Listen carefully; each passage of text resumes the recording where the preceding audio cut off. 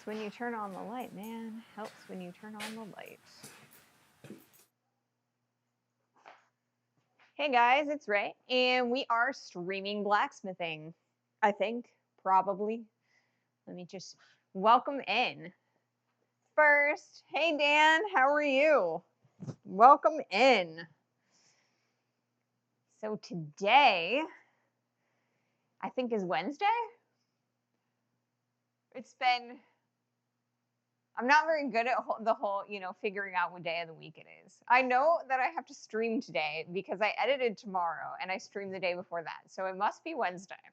Anyway, so welcome in everybody. We are streaming blacksmithing. So let's see. Last Monday, we were working on our eye for our raised Smithy sign. And we made 3 different twists. So we did a regular basic twist. It's just a clockwise twist. We did a fluted twist with it's a basic clockwise twist with a line in the middle to kind of give it a little bit of decoration. And then we did a pineapple twist because, we had to get a little bit more challenging every time we went.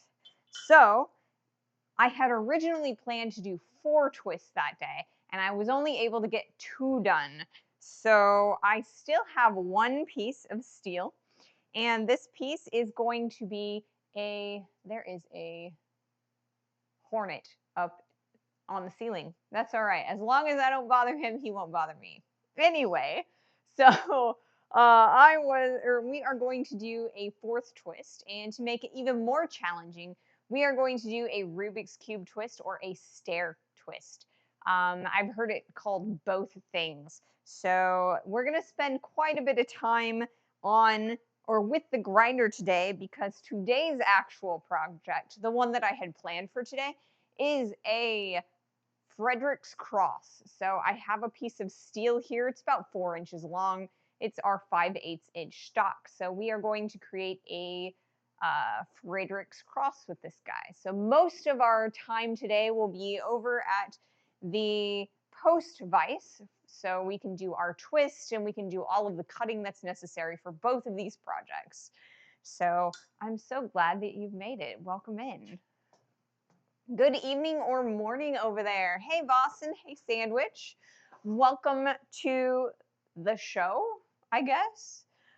So yeah, today's episode is, brought to you by the letter T because that's the letter that we're working on today. I have the space up here on the sign for the eye. And once we finish the staircase / Rubik's Cube twist, I'm going to have you guys vote on which is your favorite twist. And we're going to hang that up there. I'm probably not going to be able to hang it up there on stream because with the forge on, it's going to be really, really hot. And I don't really want to roast my behind by putting it up there. But you can kind of tell I've already put the nails up there. So it will definitely be up there along with the T on Friday for Friday stream. In other news, I have confirmation that I will be attending the BAM meeting, and that will be a week from Friday. So the meeting itself, it starts on the 1st and it runs through I think it's the 4th, which is that Sunday. I will be there on the 2nd, which is the Friday, and then the 3rd, which is that Saturday. So I've got a couple of interviews that I'm lining up, and it's going to be a fun time. I'm hoping that there's enough signal there for my cell phone that I'll be able to live stream from it. But it is in semi-rural Missouri. So it's always hit or miss as to whether I'll have cell phone service out there. I should, because it's relatively close to a town, and usually, you can get cell phone close to like highways and stuff. But there is a chance that I won't have quite as much signal that I need for streaming. So I'm hoping that I can do a little bit of live streaming and show you some of the demos that are going on there. But if not, I will be posting videos on YouTube from my time there. And I will keep you guys posted on the Discord as to, you know, my status there. Better know crispy. That's good. So I wish I could be there. Talking about connection, did you change anything regarding the internet connection? It seems very smooth today. And I know that I'm currently doing ads, so I'll probably wait to answer that question until the ads are done. But yeah, let's see. I've got about 44 seconds left in these ads. So I'm going to take a drink real fast and then I will answer the question. Hopefully I, you know, have plenty of time.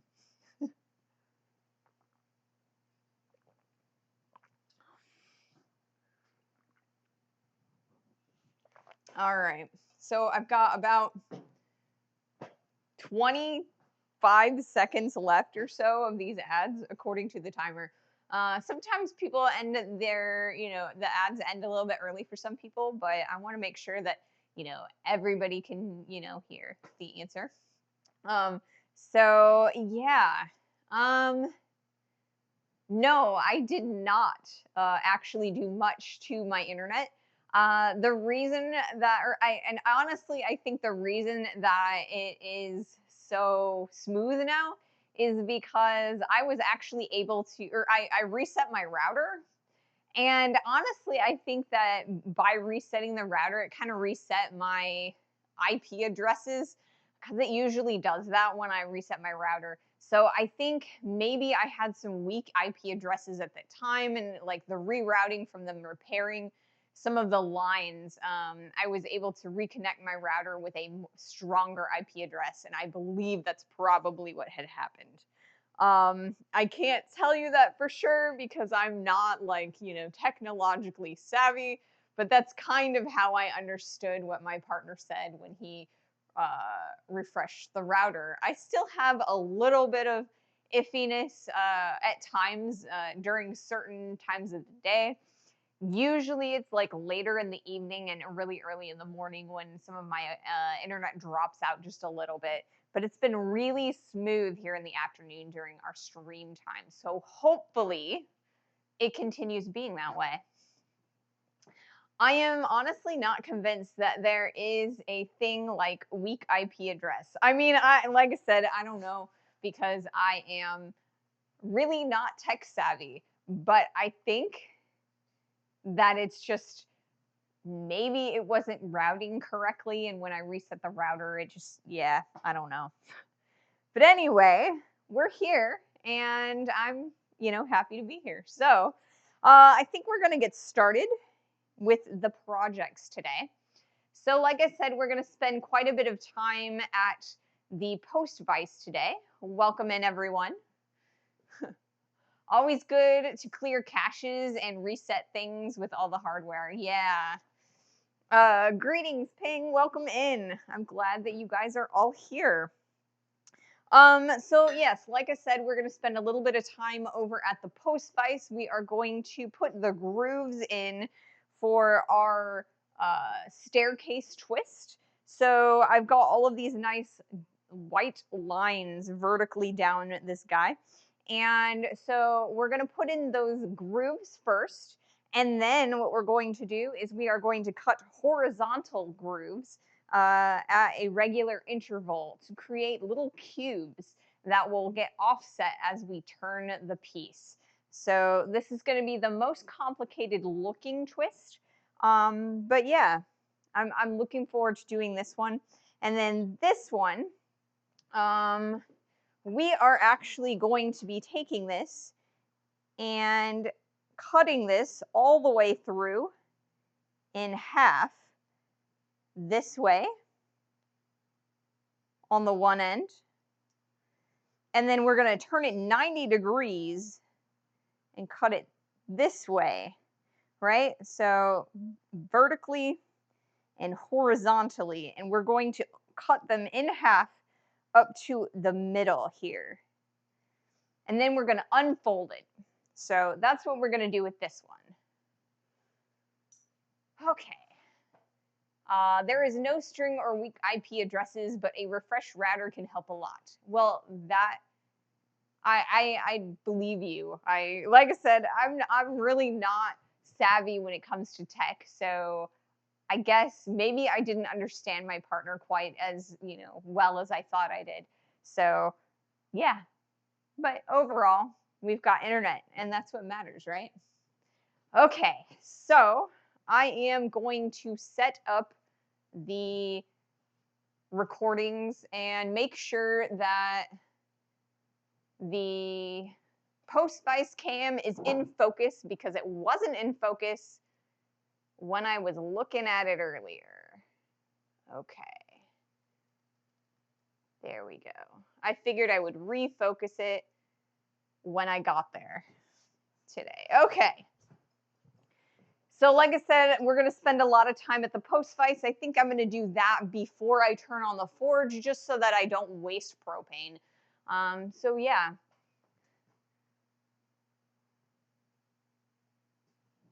Hi, Dad. Welcome in.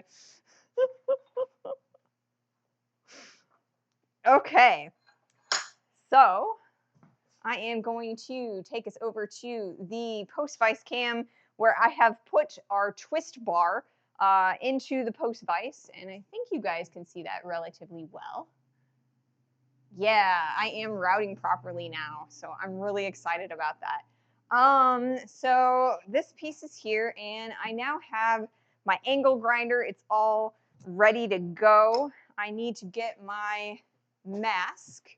Here, let me see about putting a picture-in-picture for you guys, so you can kind of see me wandering around the shop. Oh wait, this guy goes on first. All right, so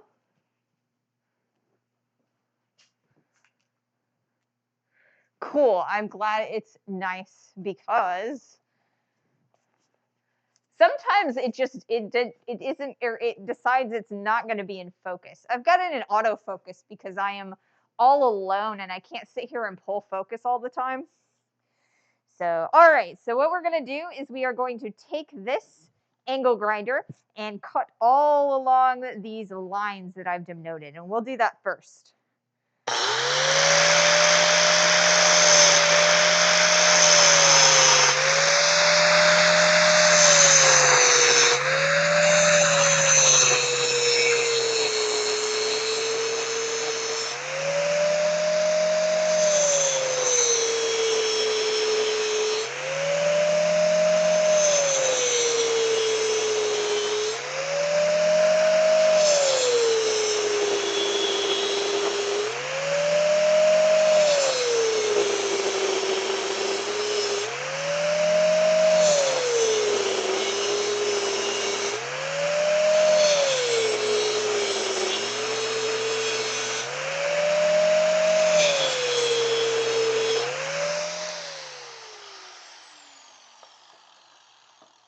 And we want to make sure that these lines are nice and deep in there so that when the little blocks move, you can kind of, they are complete blocks. So I am going to turn this guy onto the next side. It is a precious thing to have Dad Ray in the house. I lost both my parents in my late teens and early 20s. Never take them for granted. I don't. I have a great set of parents, very supportive of everything that I do, and I've done a lot of really strange things in my life.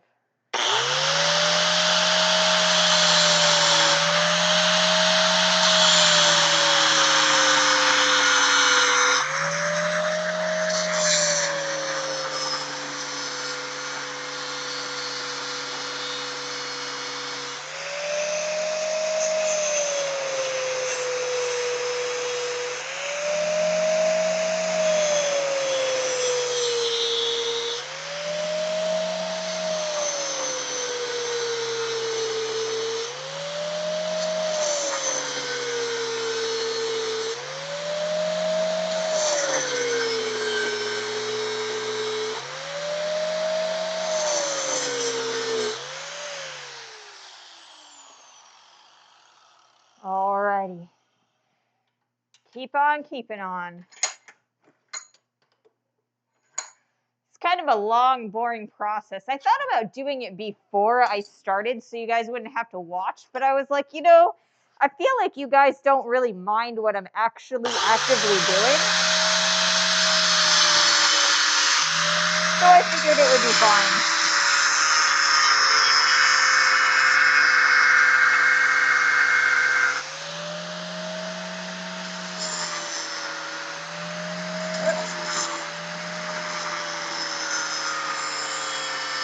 Lighting all over the place. I hope you guys can hear me. I can't really hear myself right now. But I'm pretty sure you guys can because my microphone has incredible noise cancellation.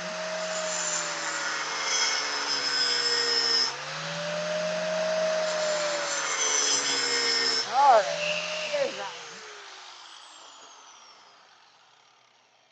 Grinder Sparks emote would be amazing. I can do that. That'll be easy. I got so much footage of Grinder Sparks. We can definitely do that, Ping.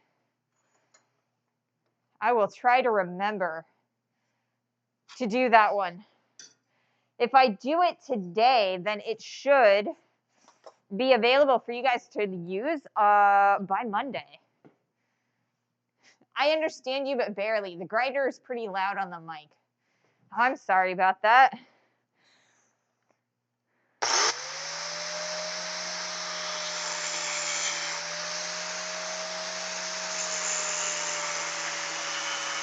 It might be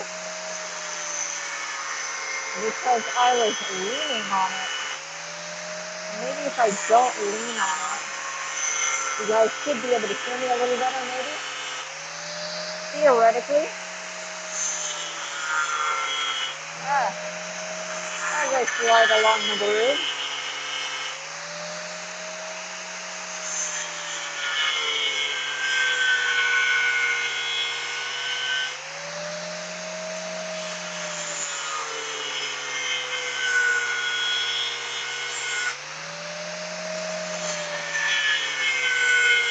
Alright. There's that. It's okay. Just better not count on every single word being understood. Yeah. I do actually have a noise canceling microphone. But I think part of it was that I was leaning over on the angle grinder to kind of steady it. And I think that's part of probably what was happening.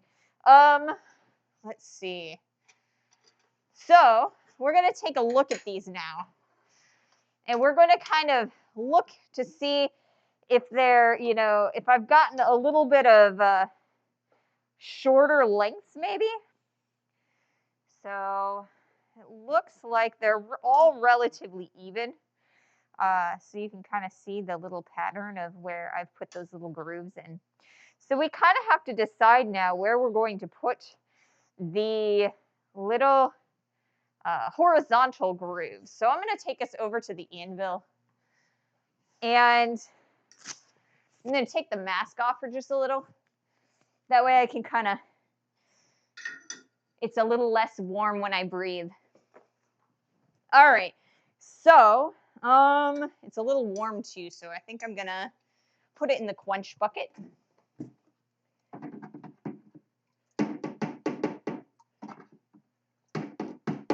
Alrighty.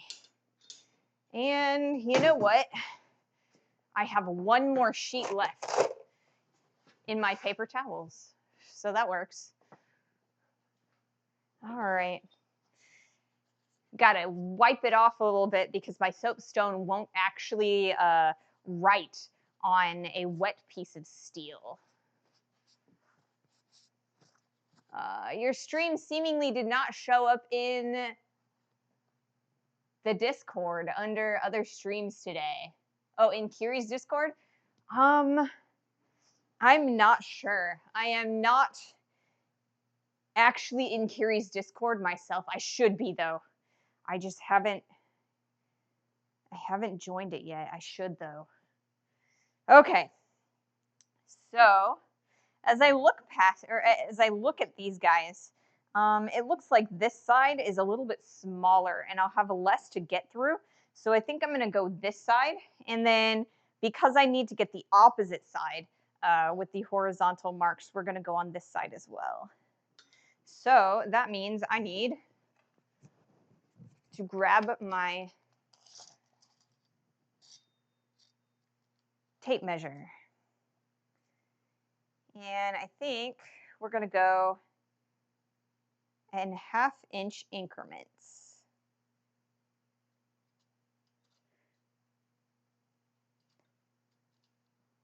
For these.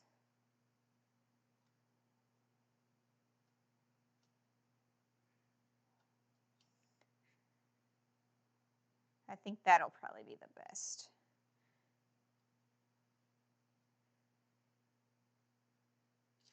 And that last one, we'll ignore that one. Okay, now we're going to go over to this side and do the same.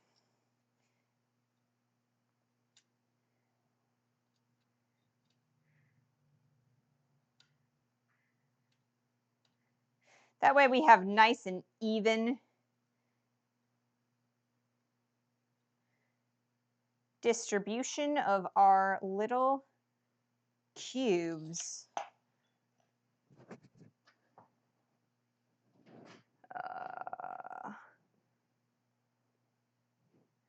Okay. Let's see here. Make sure that they extend to the other side.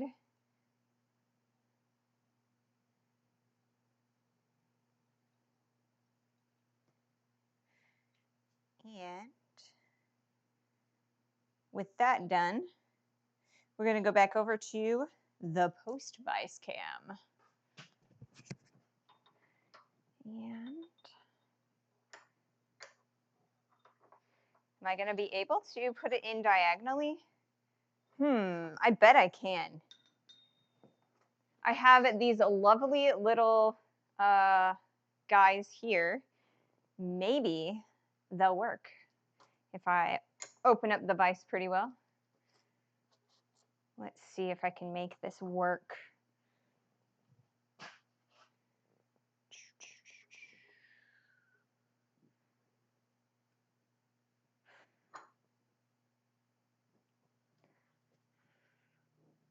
All right, will this work? Is this good? I think that's good. All right. If there's a post vice, is there also a pre-vice? I mean, there could be. There might be a pre-vice. All right, so we're going to do that one, and then we're also going to do that one. And I've totally lost focus on that. So let me go and focus that so that you guys can actually see what's going on and not feel like you're, you know, needing glasses.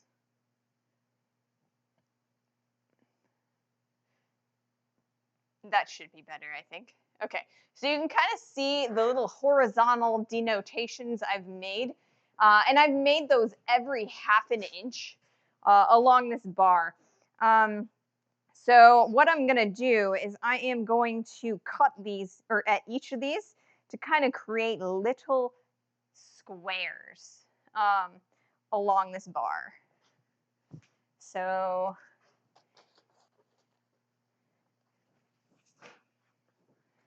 here we go here. Leg vice. Yep, leg vice. Post vice spoken sounds really cool. It does. The main vice would be the anvil. I mean, it's kind of, I call it a post vice because it sits on a post. It's also called a leg vice because it has a leg. So, I mean, it's kind of a little bit, you know, preference-y. But yeah, it could be either.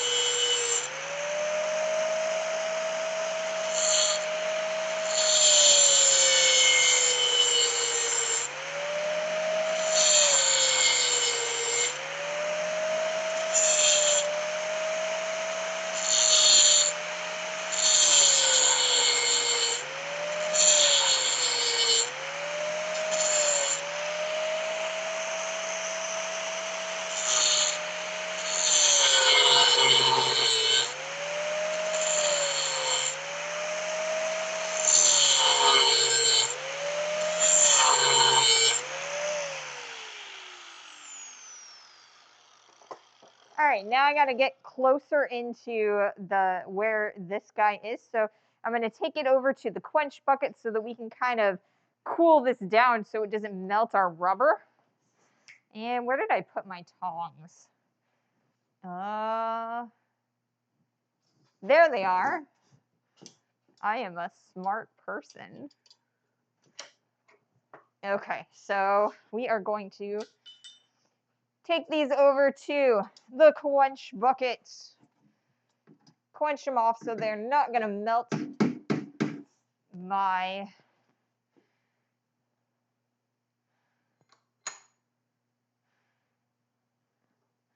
pads. And then we'll keep on keeping on. Okay.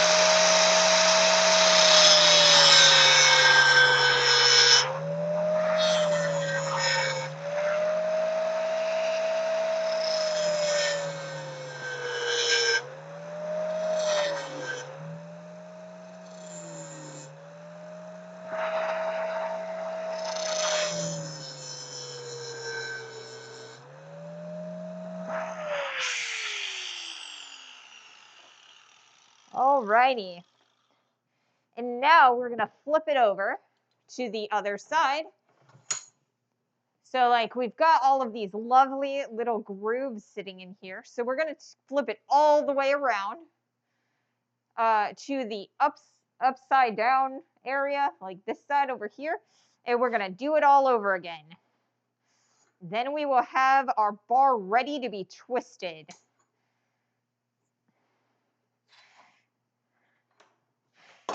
So before I do that, I am going to turn on the forge so it starts heating up so that when I put this bar in the forge, it's already hot and ready to heat this bar. So let's do that. And I'm just keeping my mask on for convenience sake, not that I need it for this. There we go.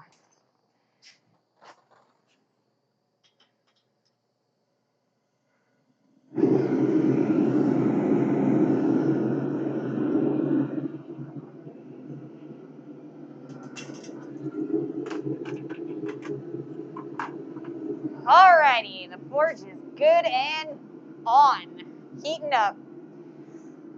So we are going to go back to the post vise and we're going to continue to cut in these horizontal grooves to create these little like rectangular dice-like shapes. Alrighty.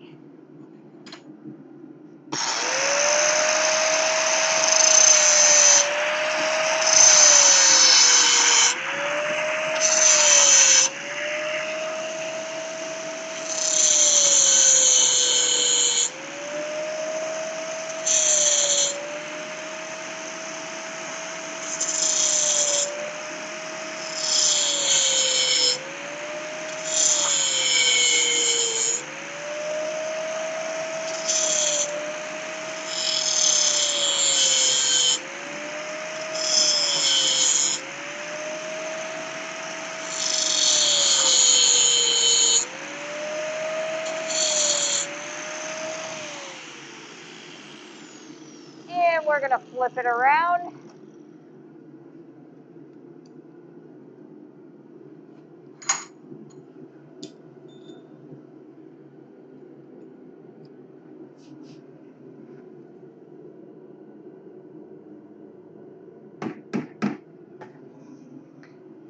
And stick her back in.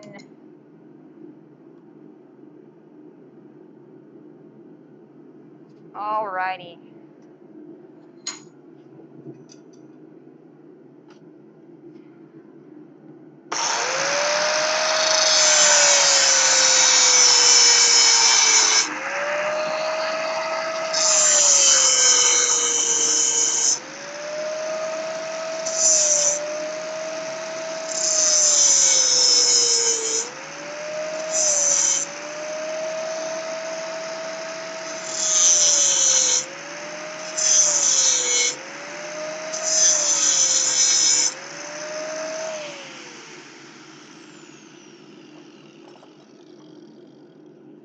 then I'm going to put this guy over here. And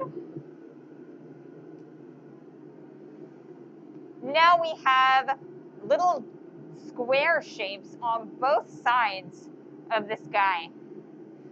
And so they're going to start sticking out when we twist this guy. So I'm going to heat it up so we'll have plenty of heat to twist this bar.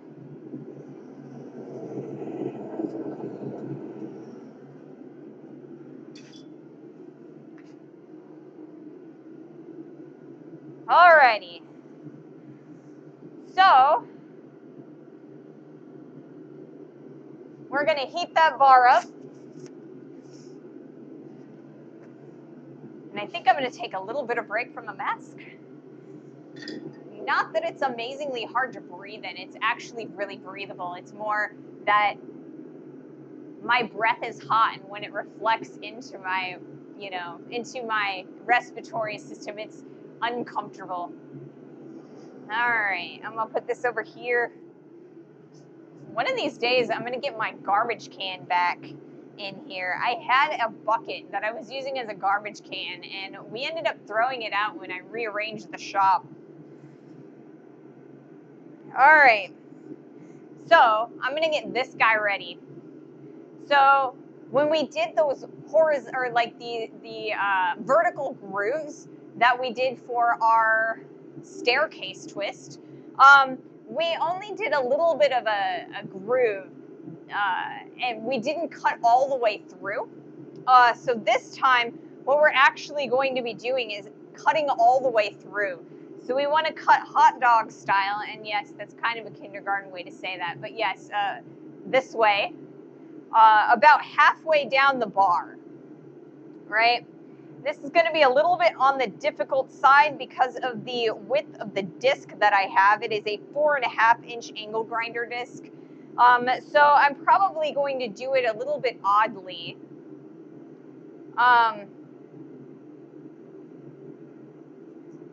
And have to like spin it a few times to get it to go all the way through. And that's also why I have this lovely chisel here, because what we're trying to do is we're going to unfold these cuts, right? So if it doesn't go all the way down towards the end here, we'll use this chisel to kind of finish off that cut. So we've got, a cut that's going to be all the way through from this line all the way to here, and that's the halfway mark on this piece of stock. And then we're going to take it around, turn it 90 degrees, and do the same. That way, we'll kind of get like, a little zigzaggy kind of thing going on.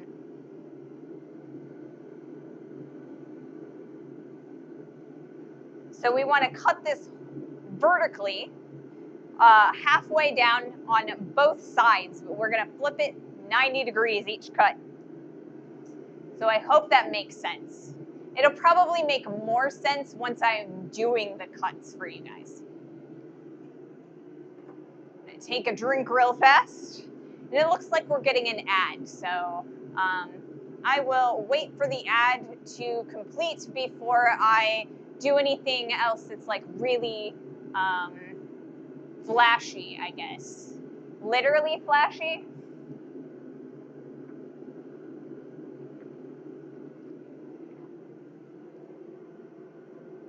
Furnace Games, thank you so much for that subscription. Hello, welcome in. Thank you for joining us and for that support. I always appreciate subscriptions.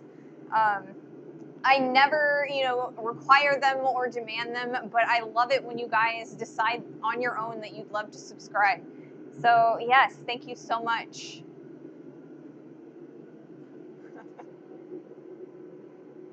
Sorry, ad is running. Yeah, ad is running. I'm sorry, guys. But yes, thank you so much for your support. Right now, we are in the middle of doing 2 projects, and these are kind of going to be quick projects. So at some point, if we are able to actually get both of these done in a timely fashion, we might actually start a 3rd project today. I'm not entirely sure on that one. It's kind of going to be a play it by ear sort of day. So yes.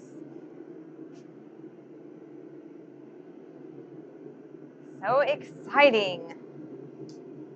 It looks like the ad is over now, so I can kind of start working a little bit. I'm going to take these guys off because I don't need them anymore, at least I don't think. And done. Excellent. All right. So, like I said, I've got 2 cuts that I need to make, and they need to go all the way through this 5/8 inch bar. So I'm going to actually put this guy in here vertically for that first cut. I think we're going to do it at the end just like so.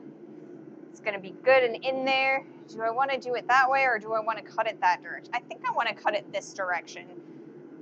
Or like what I think I want to stand this direction. What did we decide for the eye the other day? We haven't actually done that or done the poll yet. And the reason that we have not done the poll yet is because I have one more twist that I wanted to show you guys. So that twist is actually in the forge right now.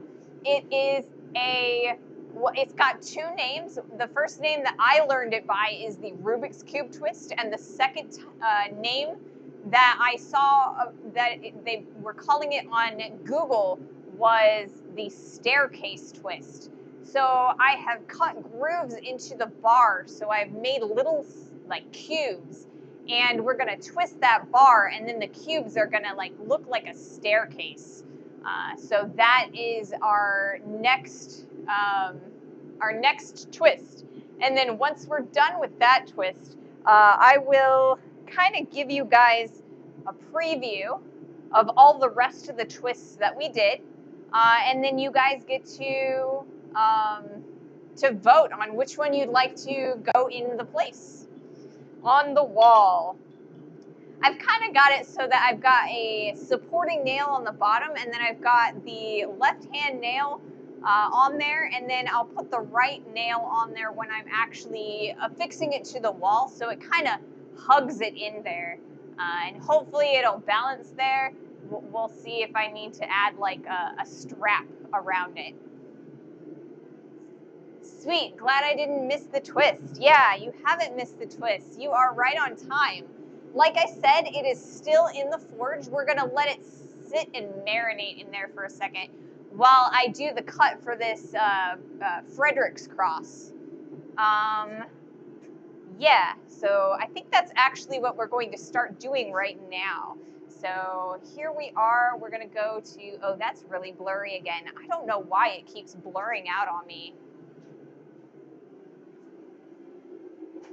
I don't think my camera likes to be this close to what it's actually filming. So, okay. You know what? It's also not on the right setting. So I'm gonna change this real fast. Because I was making covers for that also might be why my stuff isn't, okay, there we go, isn't in focus. Because, yeah, I made a cover for YouTube earlier this morning, and I had it in picture mode, and I accidentally left it in picture mode. So now it is in video mode, so we should be good to go. I'm sorry about that, guys. Let's see. I think it was a twist pattern before there was such a thing called Rubik's. That does make sense. It probably is actually a staircase. But like I said, when I learned it, whoops, this side. When I learned it, they called it a Rubik's Cube twist. And I mean, I imagine that it was, just because of the Smith who taught it to me. Because it is a very old twist.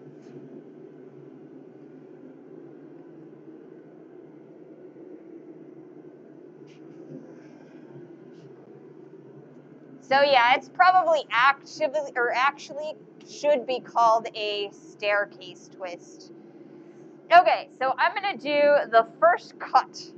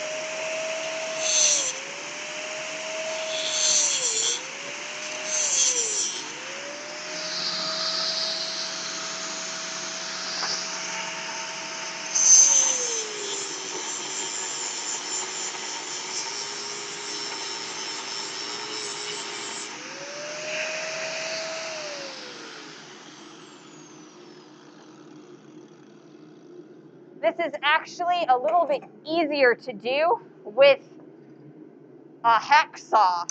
However, it also takes forever to do. And so it's taking me a little bit of extra effort to do this, but I want to make sure that I'm not actively like going to injure myself. So I'm doing it a little bit slower. Maybe it would help if I could actually get this in my tongs. Always struggle with these tongs. What direction do I want it to be? This direction or this direction? This direction.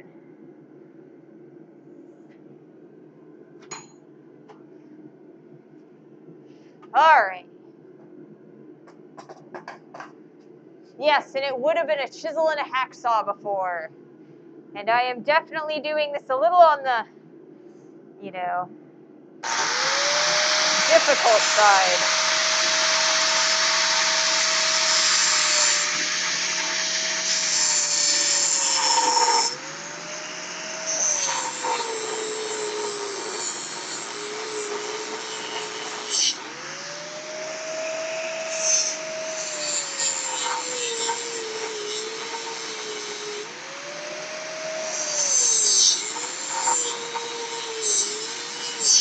Alright. I am going to leave that cut there. And we will finish that out with the chisel.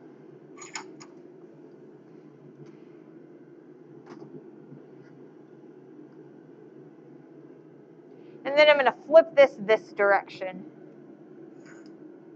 You can kind of see the little legs that have formed.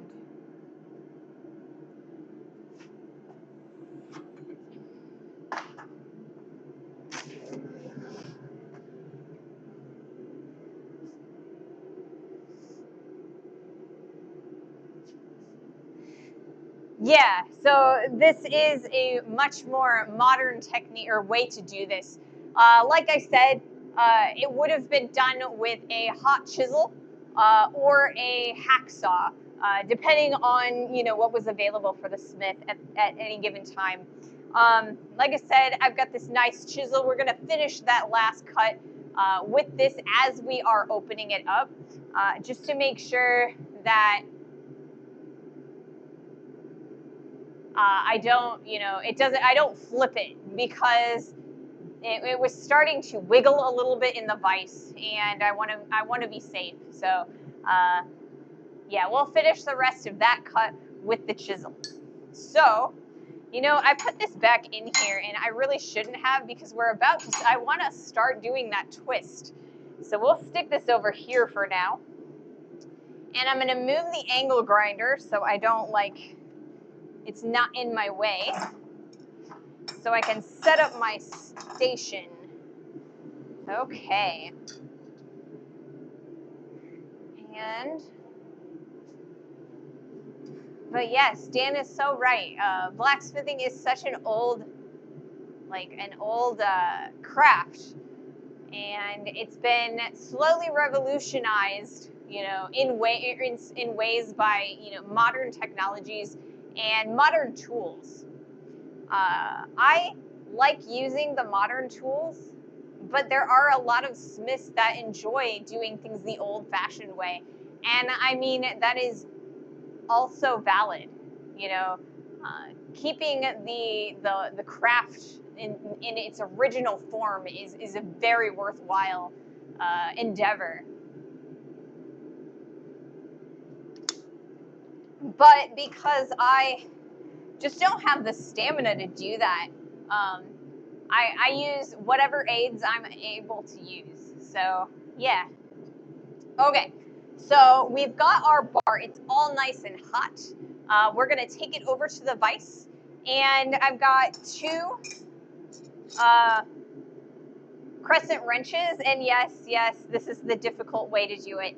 If I was, you know, smart, I would have a actual bending bar, whether I made that myself or whether I just welded another bar onto a pipe wrench. But I can never find a pipe wrench that I'm happy with to make a actual bending bar. So I tend to use, you know, two crescent wrenches. Like I said, not the best way to go, but it's the way I usually do it.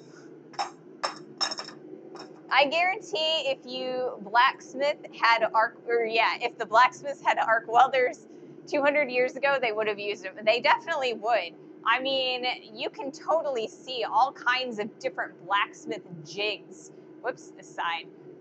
That people have made just to make things easier on themselves.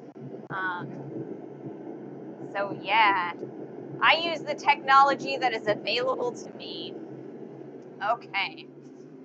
So you can kind of see all of the little horizontal cuts in this. We're going to put that in the vise. And then we're going to do some turns.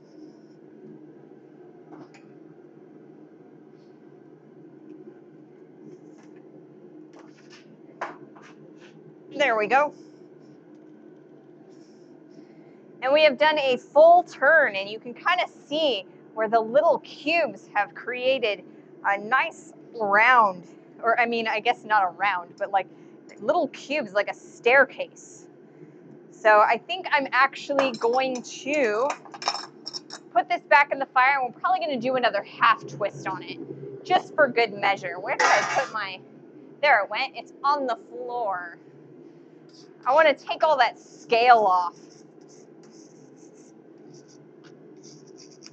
So yeah, that way it's not going to get me. So I actually really like this. This is really the first time I've done a staircase twist like this. So I think it turned out pretty well. So yeah, you can kind of look at how it is right now. Like I said, I think I want to do maybe another half a twist. So we'll stick this back in the forge.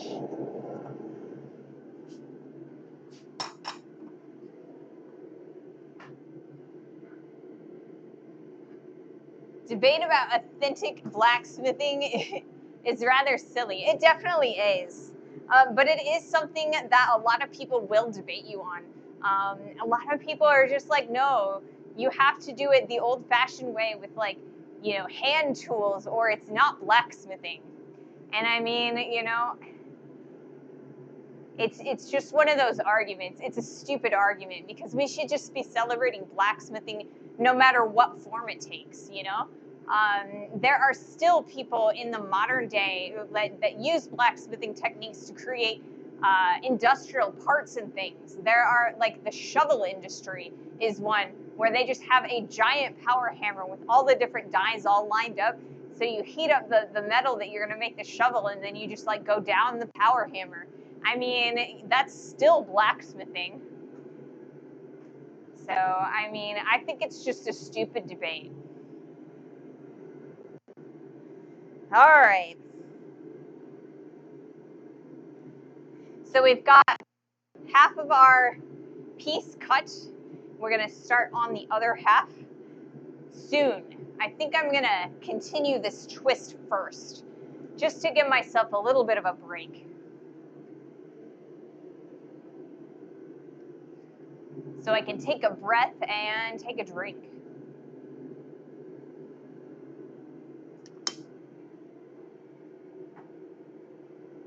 Farmhouse Ironworks, thank you so much for that follow. I missed it. I hope that you're still here, that you can, that I can thank you while you're still here. Sometimes, or like my monitoring stuff is a little bit on the small side, and I have to stand pretty far back away from it. So I don't always catch every single follow as soon as it happens. So thank you guys so much for your support, your follows, your subscriptions. Thank you so much.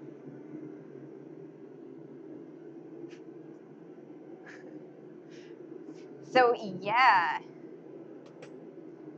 it's like there are so many crafts in this world that are dying, and we need to preserve them. Like, there's a bunch of different techniques for glasswork and textiles that are just, like, disappearing, and I really don't want blacksmithing to go that direction. We've got a few blacksmiths we've got many blacksmiths in the world, but they're like, a lot of them are starting to age, and there aren't as many young people who want to take up the craft. And so I'm hoping that, you know, people like me and Alex Steele and Dirty Smith and Black Bear Forge and everybody who, you know, and Dan and everyone else who streams and does social media can, you know, inspire a new generation of blacksmiths.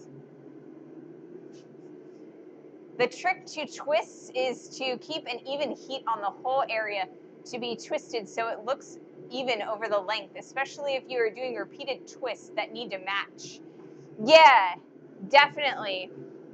As you can kind of see with these 3 twists that I have here, the first 2 have relatively even twists, and part of that is because I let them soak for a relatively long time while I was doing these guys.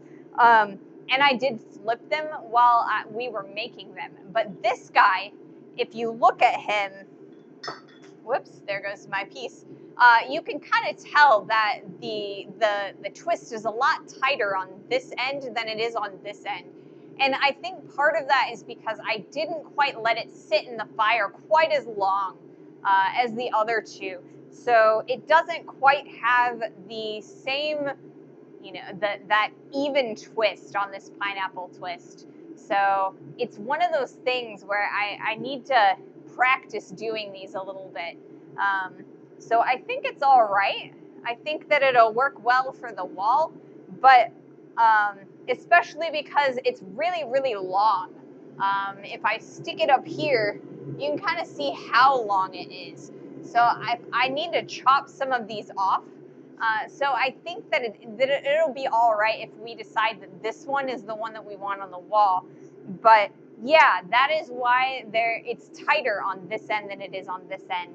And so that's kind of why I'm allowing the piece to kind of soak in the heat for a lot longer this time, because I want to make sure that it's good and hot the whole length. And speaking of that end, I am going to flip this guy around if I don't lose it.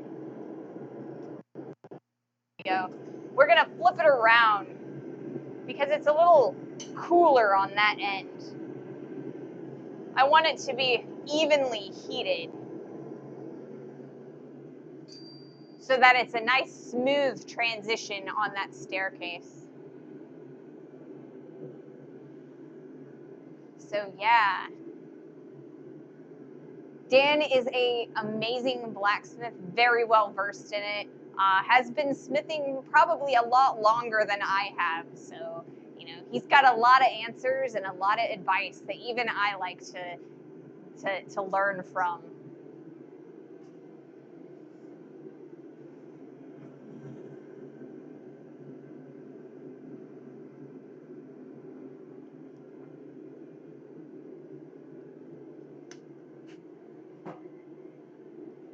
All right. There is a weird smell. I gotta figure out what it is real fast.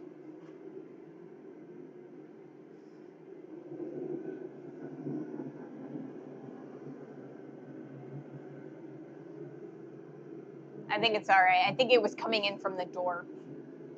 When you are in a blacksmith shop, do not ignore weird smells because there's fire around. There's all kinds of different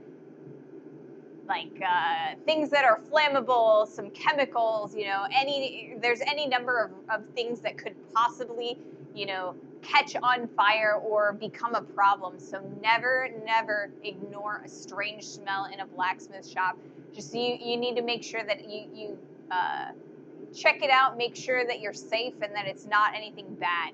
So I think there's just a weird smell coming in from the door. I think I might actually open the garage door. It's getting kind of warm in here. We started out in the 70s, and with the heat from the forge, it's getting really warm. I keep forgetting to open the little thing on my container. All right, I need to flip my clips real fast.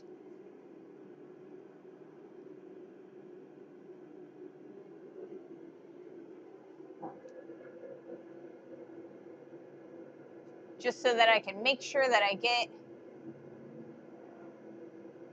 all of my footage.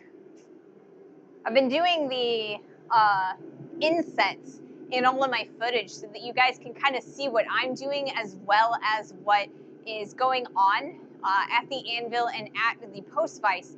But the problem with that is that when I try to do the overviews, it's a little bit weird when it's got that little when it's got the little inset. So I've been trying to take the clean video from both of the cameras so that I can edit it all together for our overview videos. I'm not sure if I let you guys know. I did say that I made a cover video, a cover image for a video that I made today. Or I guess I didn't make it today. I made it last week. But today is Wednesday, and so there is a new long form video up on the YouTube channel. This one is a how to dress your hammer video. So I bought a couple of hammers from the Harbor Freight, which is a discount tool store in the United States, and I paid 20 bucks for both of them. And so this one is a cross peen blacksmith's hammer, and this guy is and it's 3 pounds, and this guy is a 2-pound engineer's hammer. And straight out of the box, these hammers have really sharp edges, and they just weren't really good for forging because they transfer like all of the sharp edges onto the steel.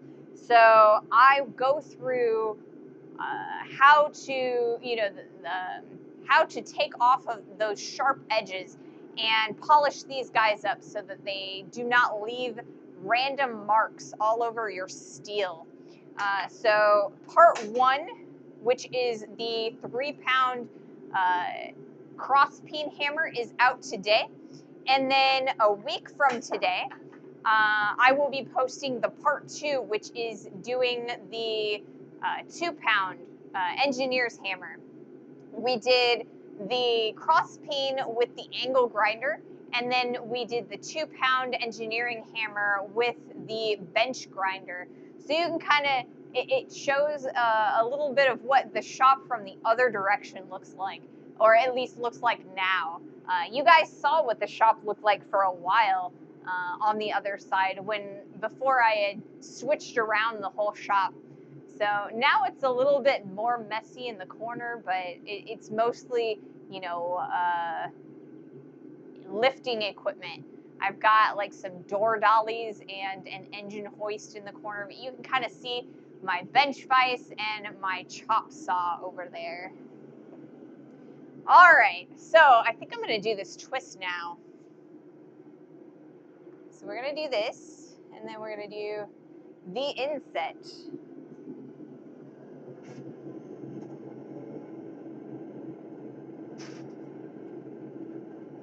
And it rolled all the way to the edge of the forge. It always does that for me. Always fighting. There we go, much more better.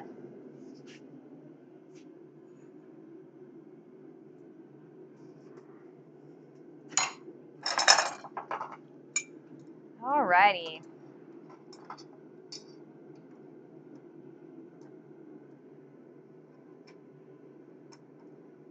And it doesn't want to go that direction.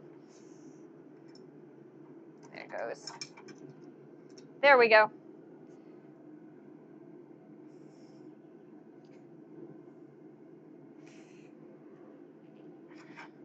It's a little bit further so that both sides line up. Right now we've got a little bit of angle on the one side, so I'm gonna straighten that out. So we've got a flat here and a flat here. So that is our twist. And I'm gonna take it over to the anvil. And we are going to use the rawhide mallet to kind of make sure that it's straight and not curved in weird ways. So if I look down it, that looks really nice. All right, so let me give you guys a closer view of it. Can you guys see that? What do you guys think? I think I like that quite a lot. I think that's a really cool looking twist. Gorgeous. So into the quench bucket it goes. That looks awesome. Thank you, Mahalo. I'm glad it actually worked out. I was hoping that I did the vertical lines deep enough so that it would work right. I think it looks pretty good. I think it looks pretty good.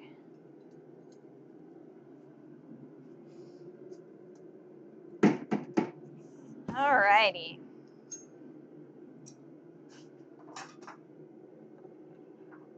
Hi Ray, hi chat, hi Mahalo, welcome in. I'm so glad that you've been able to join us today. All right, and it looks like we've got some ads showing up here shortly. So I'm going to show you these guys. I don't know if you can kind of see them. They're a little bit on the small side right now. And I will probably show these to you over here on the anvil cam once the ad is done. That way we can kind of set up a poll. So you guys can vote on which one you would like to go up on the wall. So I think we're going to go with numbers 1, 2, 3, and 4, and they're going to be in the order that I made them. So we're going to do, this guy is going to be 1, this guy is going to be 2, this guy is going to be 3, and this guy is going to be 4. So once we set up that poll, welcome to the Ray Ohana, Mahalo. I say that because Ray's dad is in chat. Yes, my dad is in chat today, watching. So my sister was in chat a couple of weeks ago, and she has been kind of explaining what I do to our parents. And so, yeah, they've been coming to take a look at what we've been doing. And my mom has been lurking at times, and so has my sister and my dad. My mom and my sister have only really been able to lurk because they watch while they are at school because they're both teachers. But my dad does not have that issue because he is retired. So yes, my family has been lurking and checking us out. So welcome in, my family. All right, so I am going to go over to this one. That way I can kind of show you the whole spread of our twists. So, I'm looking at all of these and I think they're all really nice. I like them all a lot. So, if you guys have an opinion on which one we should hang up as the eye, this one is going to be option number 1. This one's going to be option number 2. Option number 3 is going to be our pineapple twist, and option number 4 is going to be our staircase twist. So, 4 is so cool. Yes. All right. So, do we want to put a poll up so that you guys can, take a vote? Or do you guys think that you can just like write in chat which one is your favorite? Which do you think is going to be easier? I think maybe a poll might be easier for you guys. But I think I'm going to leave my my opinions to the end of the poll, so that way I don't, kind of influence you. But I'm pretty sure you guys probably know which one is my favorite. So I'm gonna, I think maybe if I'm a smart and intelligent lady, I might be able to go like so and capture them all in the vise. Maybe? Is that gonna work? It looks like it's gonna work. Awesome. Okay, so I'm gonna go like so, and then I'm gonna take the inset, and that way you guys can kind of see that. Do we want to include Discord? I mean, if we include Discord, then it will be a overnight poll, I think. Is that going to be easier for you guys if we do a Discord poll? That way everybody can take a look at it. I can take a picture of it and stick it over on Discord so you guys can poll over there. Let's do a poll here and one on Discord, and then we will average them out. What do you guys think? How does that sound? Ping, do you want to set up the poll, or do I need to do that? I can do it if you want, or if you need me to. You also have things that you are in the middle of. I know that you were streaming. New poll. Question.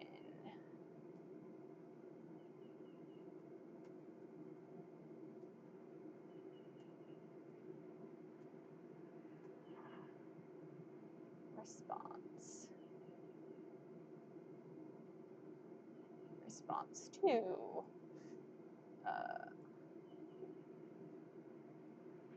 Response 3 is going to be pineapple, and response 4 is going to be staircase. All right, and we're going to allow a duration of, I think 10 minutes is the longest poll I can make. So I'm going to start this poll. There we go. They look so awesome. Number 4, I'm voting early and often. Back. Big fan of them all, but really like the step twist. Good. Okay. So we now have a poll. So you guys have 10 minutes to vote on which of these guys is your favorite. And then from there, we will also be posting this on Discord.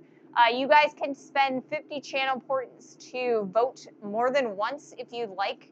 I think I know which ones you guys, or which one you guys like the best, but I mean, you know, I want it to be fair. So here we go. All right. So yes, these guys. And I've got the inset up. I think you guys can see them all right from the inset. And yeah, let me look just one more time to make sure they're in focus. Here, let me move them up so you can see all of them. And I think they're in focus. See, the little screen is really small for me, so I can't see them very well, but I think you guys can. So yes. So yeah, we have finished our eyes. You know, our, not these eyes, but I as in the letter I. So we're about ready to start working on our T. I want to keep these guys in the vise while we are doing the vote, but I do need the vise to do the next step of the T. So I think that I'm going to wait a little bit longer to, you know, kind of before we start working, or, you know, continue working on the T. So in the meantime, if there's anything blacksmithing related you'd like me to answer, or any questions or anything like that, let me know. I'm open to, you know, anything like that. Otherwise, I guess I'll just start talking about random stuff. Because I really don't like allowing, you know, dead air to happen, because I think that's a little bit on the boring side. So yeah. What else is going on? Let's see. So like I said, today we are going to be doing the T, or once we have finished with the poll, we're going to start working more on the T. For our raise Smithy sign. On Friday, we're going to be doing, or starting the H, and I really want to do a mortise and tenon for that H. So I'm thinking that we are going to do a split and drift, I think. And then we're going to, so that we can do smaller H, or like smaller uprights for that H. I'm hoping that I can do that. I will probably start with maybe my 1/2 inch round stock, and we'll square that out first, then we'll split and drift it in the center so there's a nice hole for the tenons. And we'll probably use the 5/8 inch stock for the H, like the cross or horizontal leg. I don't know how to describe that. The horizontal for that H. So I want to do kind of maybe a twist in the middle of that H, in the middle horizontal bar. But I think it's going to be like a really tight twist, because I don't want to do, you know, a full thing on twists again. I just want a little bit of decoration for that middle, because we are doing a mortise and tenon, and that is the same technique that you would use for a window grate, or a fence post, or like a fence panel, or like railings and things like that. So that is a mortise and tenon technique. Any plans for any major plot or projects, such as a gate or something?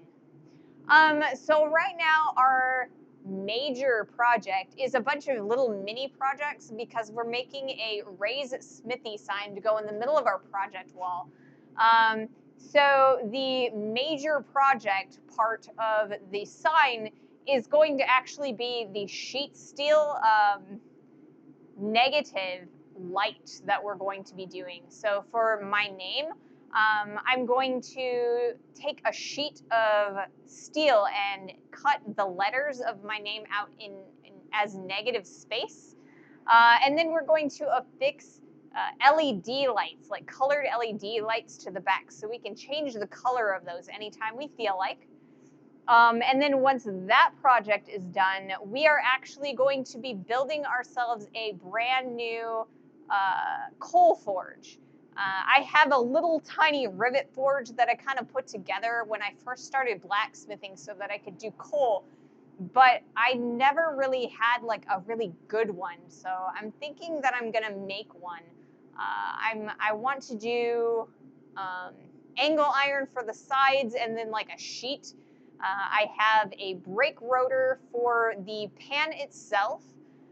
And then we'll have the black iron pipe for our clinker breaker and our blower I'm for the blower attachment. Maybe that's a better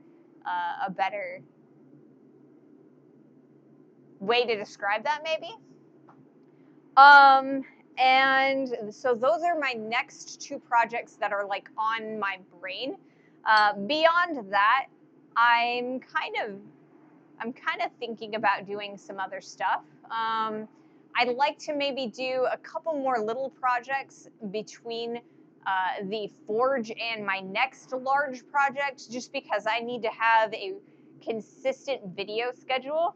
But I think that I might be able to fudge it since I'm going to the conference. I'll have plenty of videos from the conference. I'm planning specifically on doing 3 videos from the conference. I'd like to do like a tour, where we talk about like what's going on at the conference, what's happening, what it's all about. One where I'm interviewing people. I've contacted the guest speakers, all 3 of them. I've gotten responses from 2 of them, so we're going to do interviews with them. So that's going to be a second video, and then I have another plan for a third one, but I'm not entirely sure exactly what I want to do with it.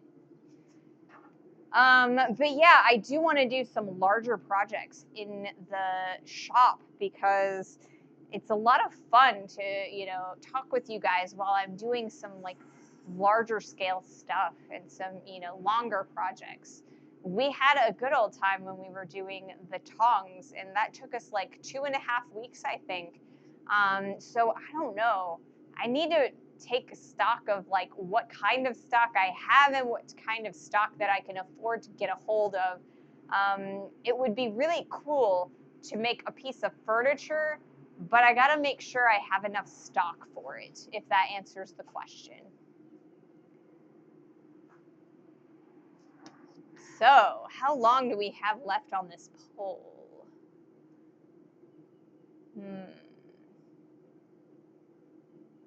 It looks like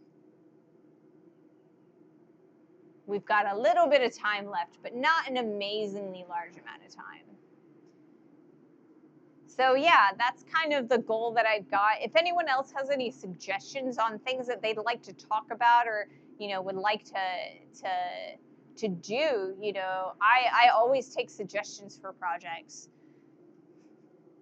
And I also have some plans to do some projects for my, like, around the shop. Like I desperately need a stock holding system. Right now, all of my stock is just laying on the floor, and I need to find some way to pick it up off the floor.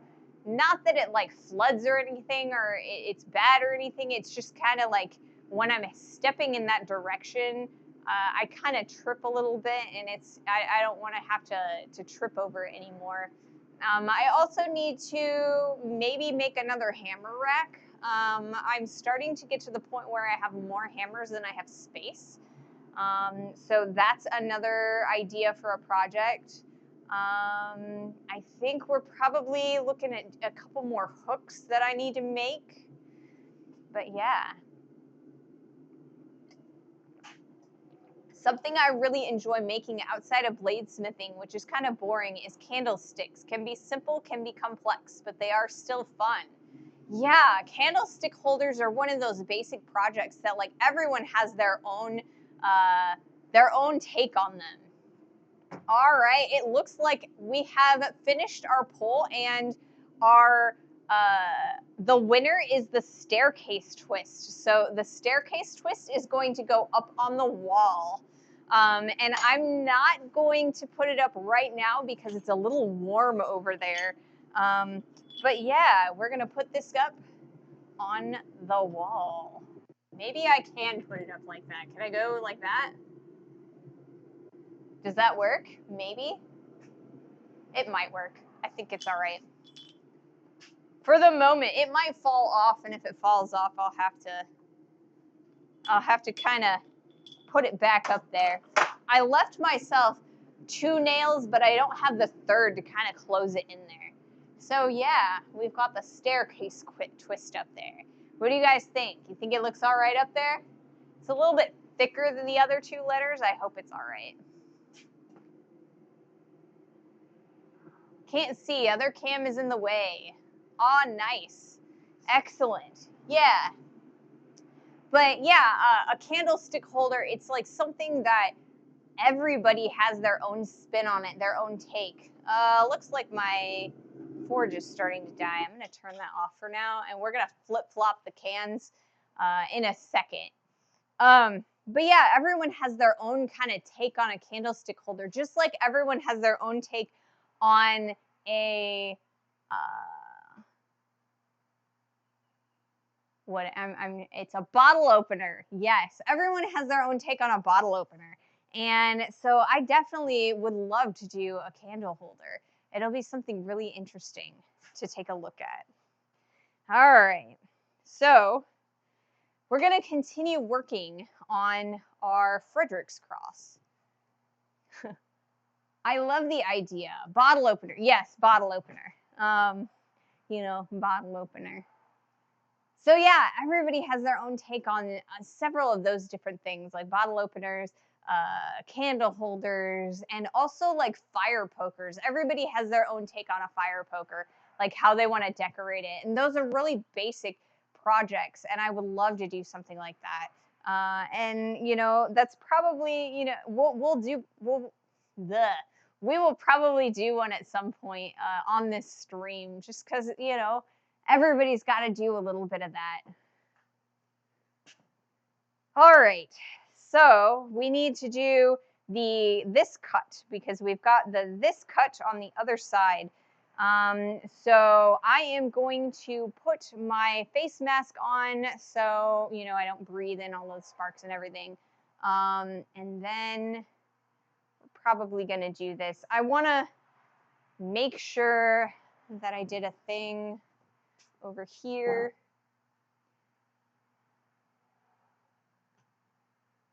And it's writing to the card. Okay, there we go. Let's see. Mask. All right.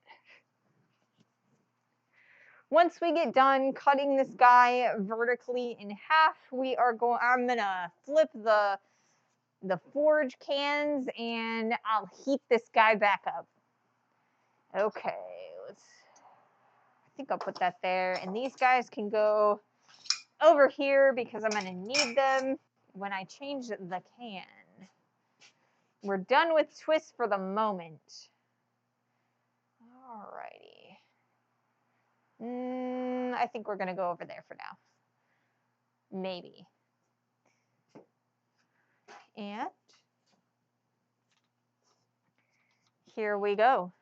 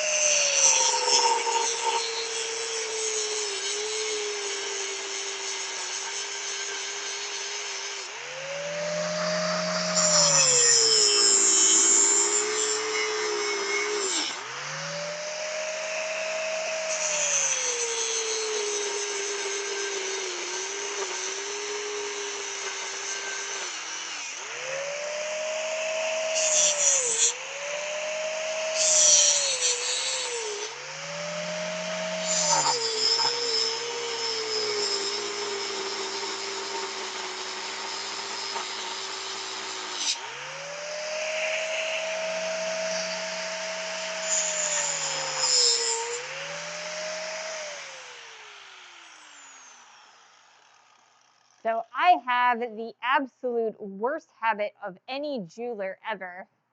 And that is that I am absolutely terrible at cutting straight. And it was a problem when I was a jeweler, and it's a problem now. And I have this habit of just like angling my cuts. So I'm trying up my, whoops, I went in the wrong way on that. That's a smart thing to do. So I am doing my best to be very careful and ensure that I am not angling my cut as I'm doing this.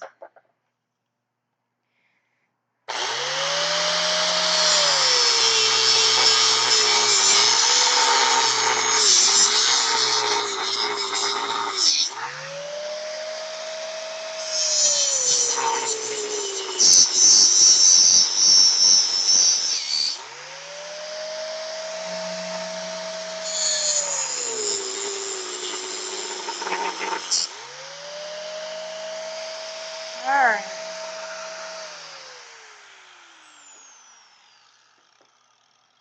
Alright, so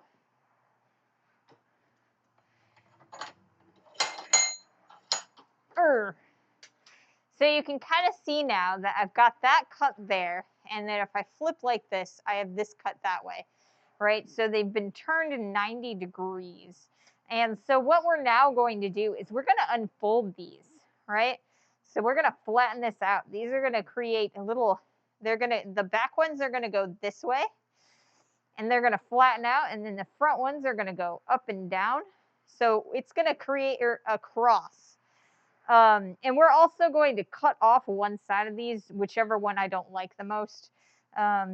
So yeah, we're going to create a T out of this.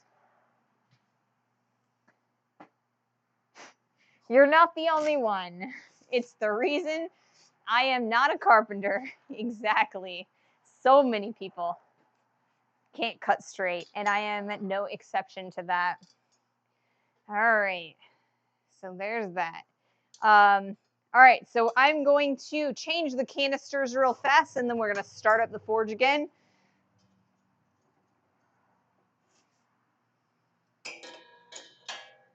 Oh yeah, I was doing twists, so that means that this isn't the right size for the canister right now. Jeez Louise.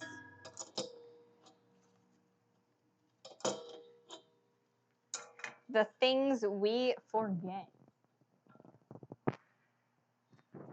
Rah.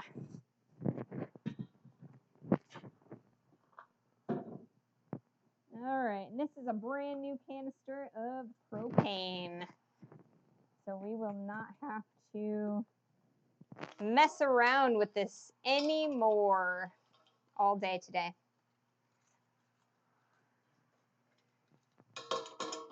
Which is exciting.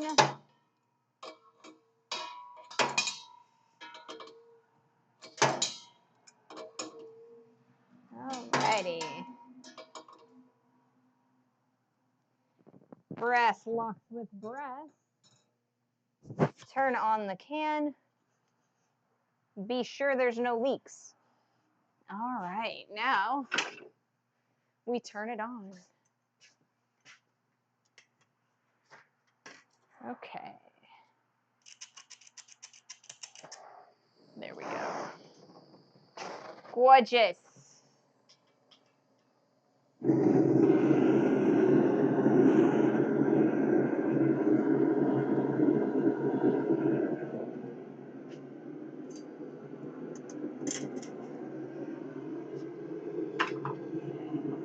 Okay.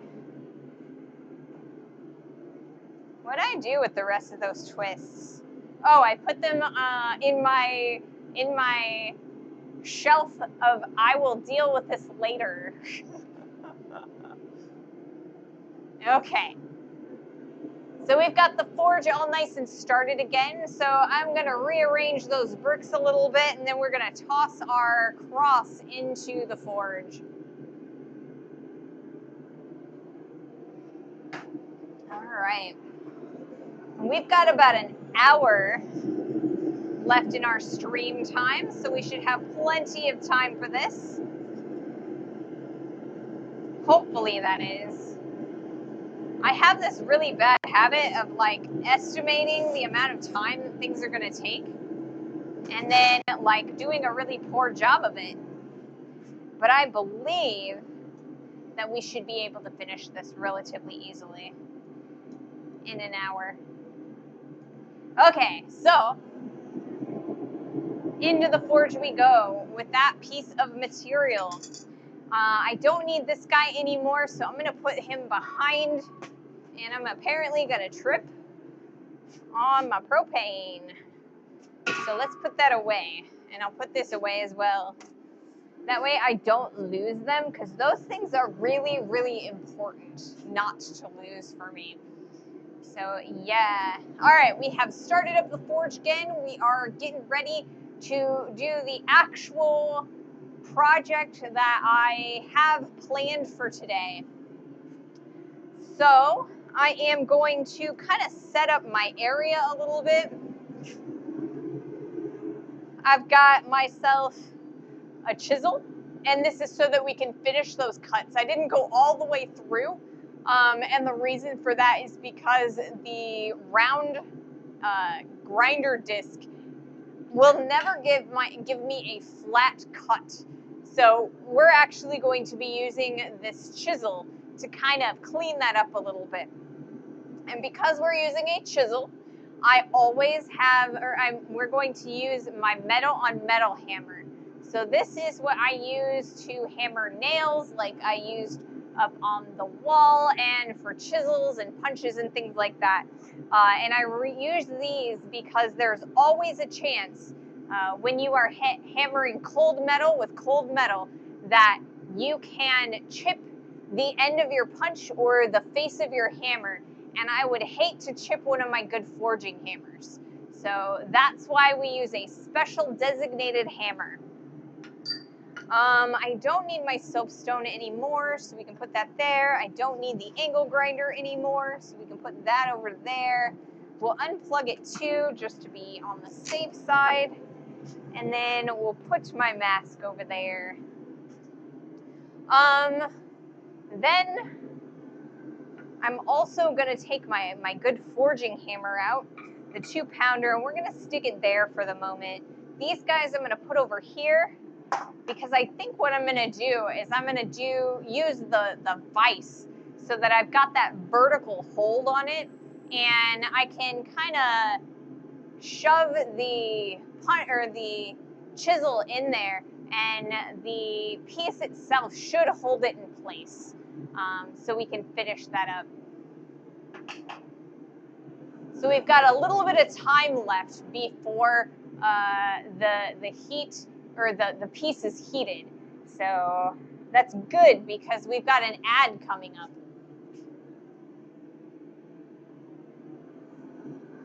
I want to make sure everybody gets to see everything.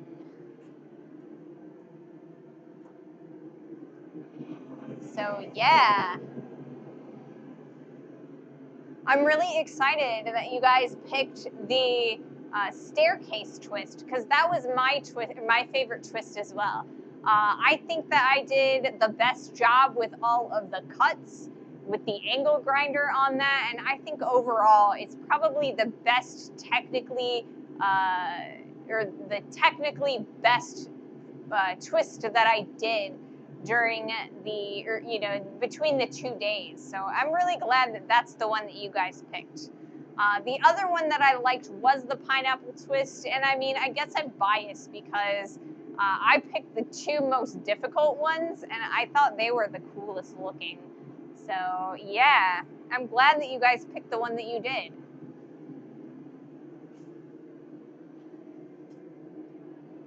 And we are on ads right now.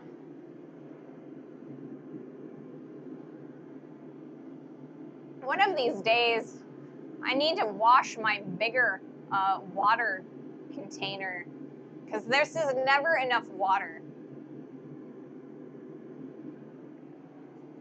I will probably have to grab some more water after a while So when that's the case, I'll probably pop onto the Twitch app so I can monitor chat while I'm getting more water in the house.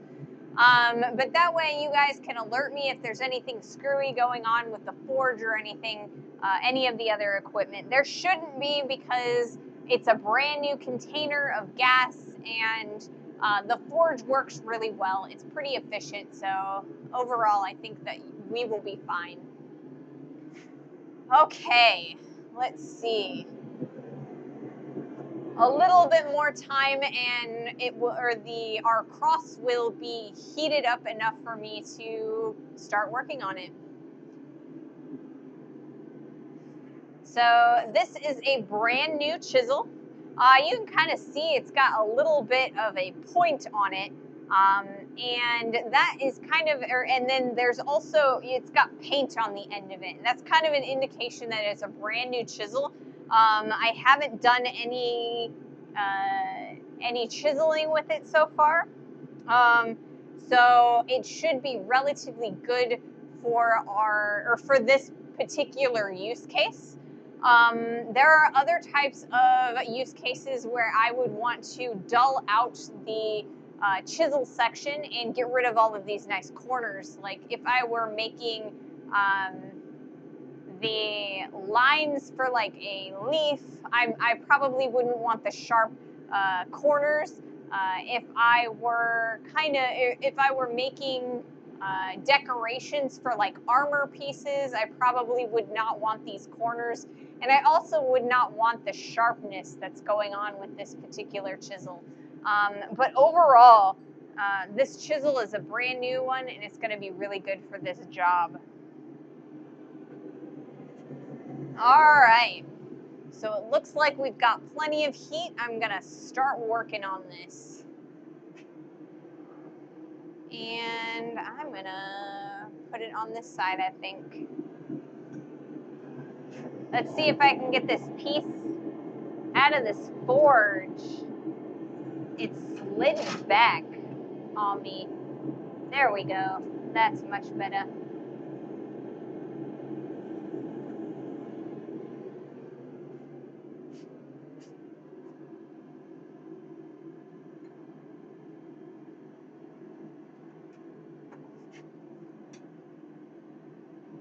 And I want this to be as evenly vertical as I can manage it.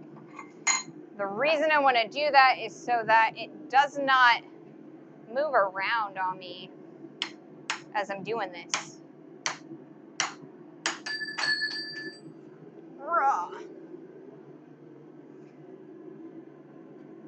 So we're kind of opening this up, widening it out.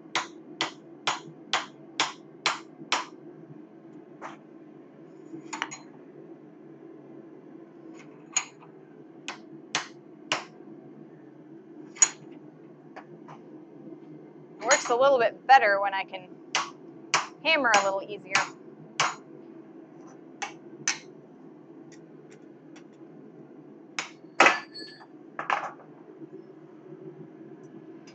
All right.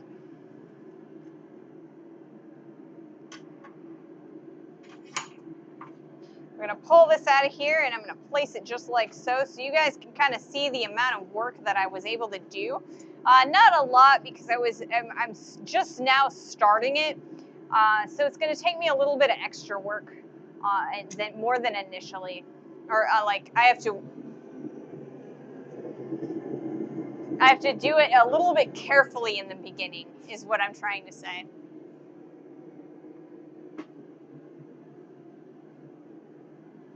All right, let's pick up this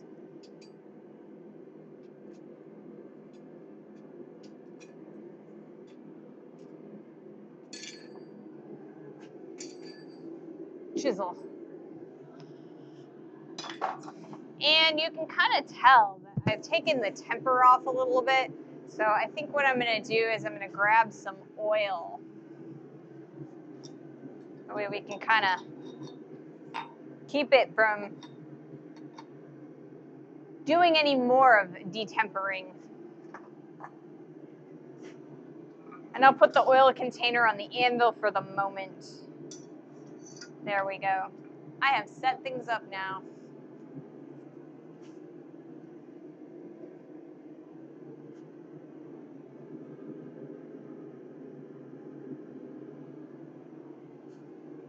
Oh.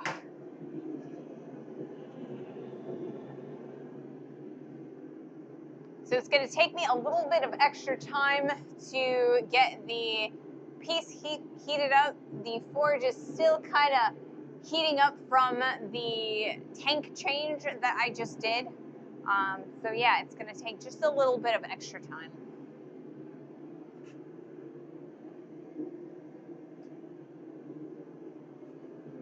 I want to keep my water over on the little vice stand like I normally do, but my problem is that since I'm using it so heavily, it likes to move around on me, and I want to make sure that I don't accidentally knock it over and spill all my water all over the floor.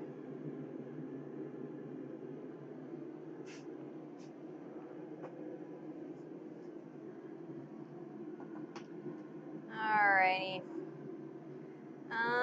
Let me check my cameras real fast while we are waiting on this.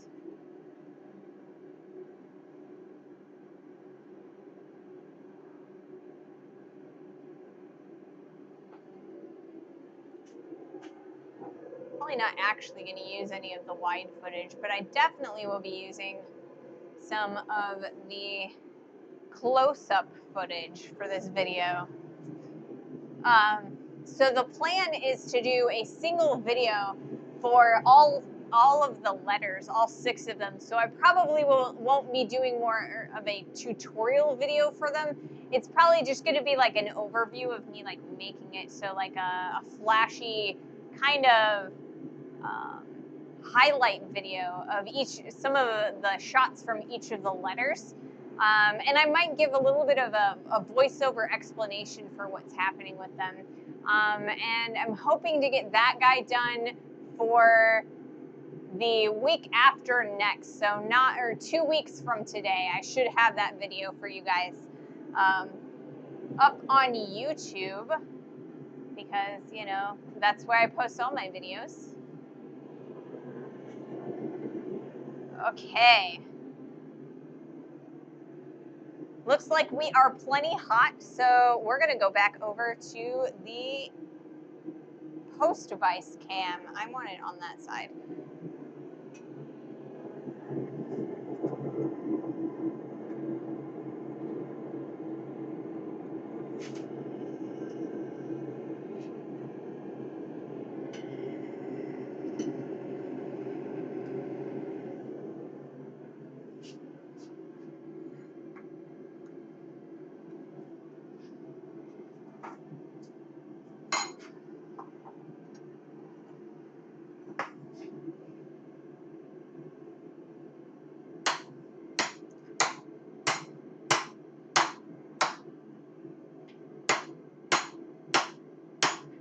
I am really bad about that. Missing my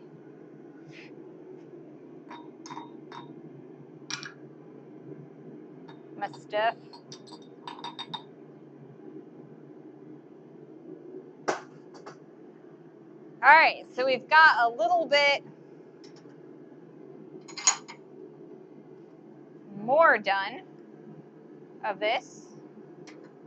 You can kind of see how much I've unfolded that.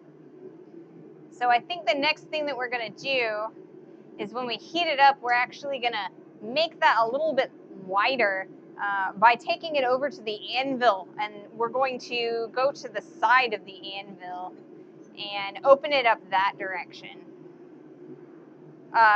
So before we do that, I will probably turn it upside down so we can get a good start on that as well. That way I can kind of only move the camera one time.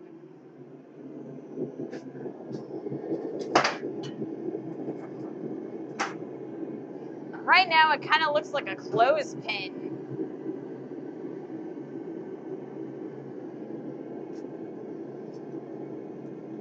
We'll put that just like that.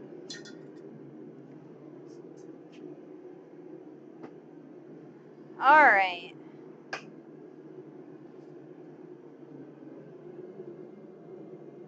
and I cooled that off on with the oil, but I want to cool it off a little bit with the water as well. Some of the shaft of the chisel is a little bit on the warm side. It is not, or it's cold enough that the water is not going to take off the temper or anything like that, but it is still a little bit warm for me to touch. All right, there's that. And there's that. We'll put this guy back over here. Have you tried this with a hardy tool chisel? Just curious if it's easier to hold the work than hold the chisel. It probably would be, because then I wouldn't have to keep putting it under the vise. Every time I use the vise, it kind of cools it down a little bit because it takes me so long to like secure it in the vise. But I haven't actually made myself a cutting hardy chisel for this anvil.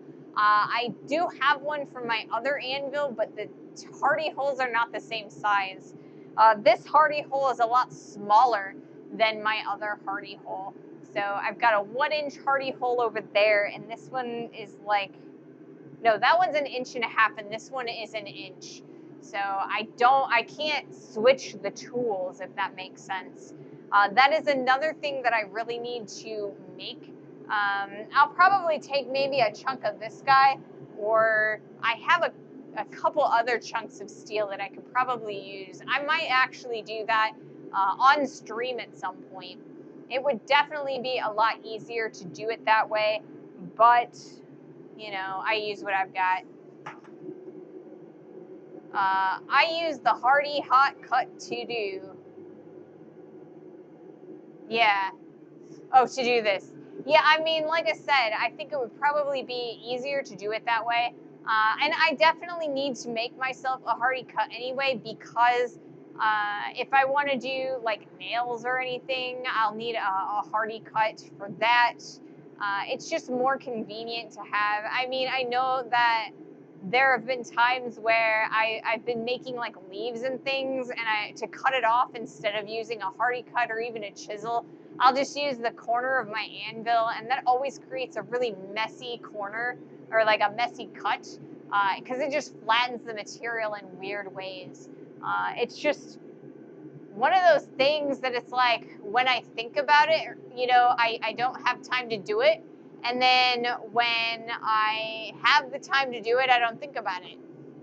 So maybe you guys should remind me, be like, Ray, make yourself a hardy cut. But yeah, the hardy cut's going to be a lot easier to do this project with. Okay.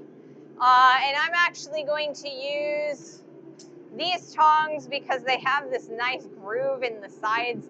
I need to actually cut one in my new set, but I haven't yet. So I'm going to put these over here so that I can pick this up with the side and use the corner of my anvil to separate this, and to open it further.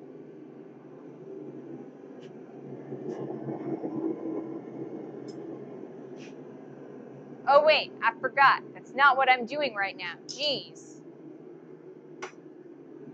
I'm doing the other side, the other end. I always get distracted from doing things like this.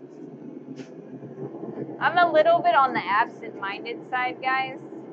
You might not know that about me.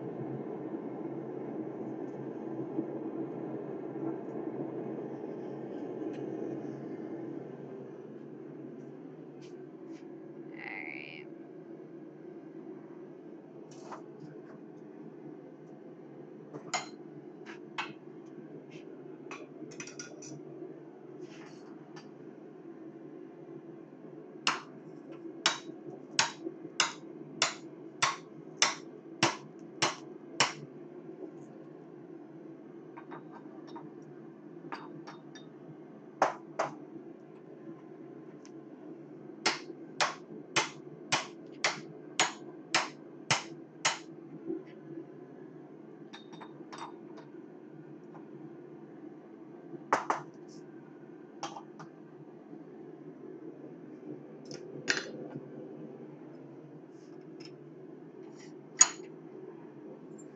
So now if I open this up, you can kind of see that we've got two clothespins going on, where, you know, we've got that cut going and we've got this cut going.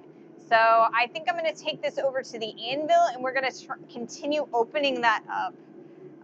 And we probably will use a little bit more of the chisel eventually when we get closer towards that middle, because it's just not quite all the way cut. So I'll have to fix that as we're going.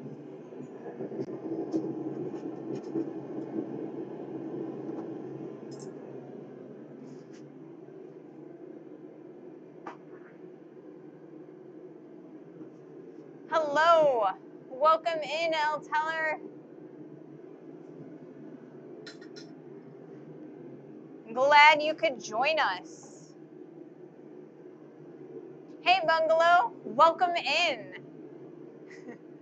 What are we making today? Right now we are doing a Friedrich's cross.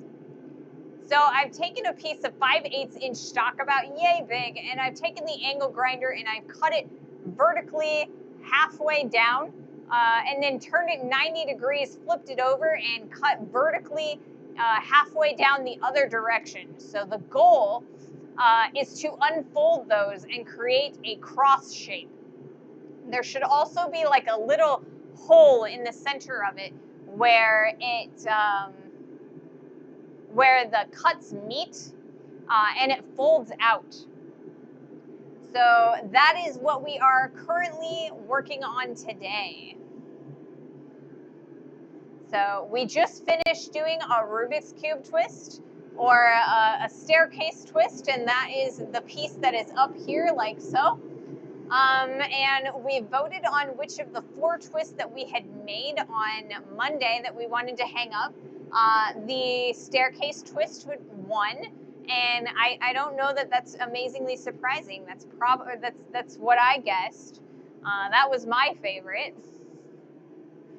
So yeah, that's what we're up to today.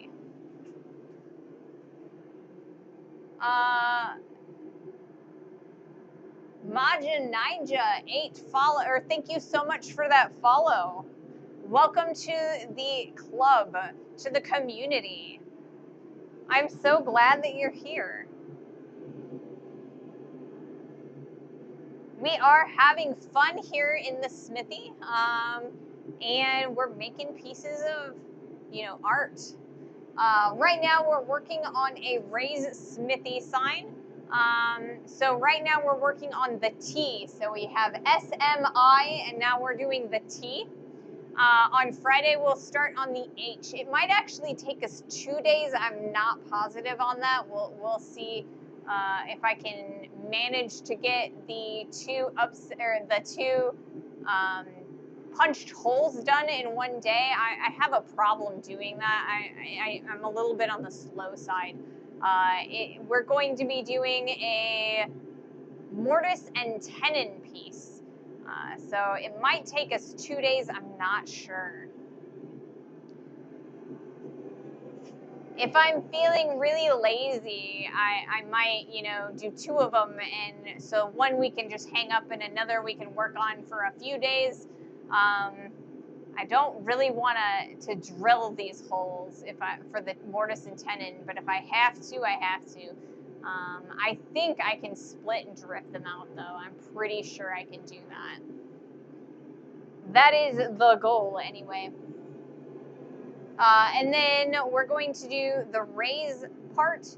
It's going to be sheet steel with negative letters cut out, and I'm going to put LED lights in the back so we can change the colors of them, and it'll be the center of our project wall. We have a project wall where we put our small projects that we are particularly proud of. So right now we have a hook and a paper clip, a giant paper clip that's hanging up there right now. Okay, apologies, but it's bedtime for me. Early start for work tomorrow. I'll catch you next time you're live. Great stream, by the way, and good night all. Have a wonderful night, Fenris. I'm glad you could make it. Have a lovely rest of your evening and a good sleep.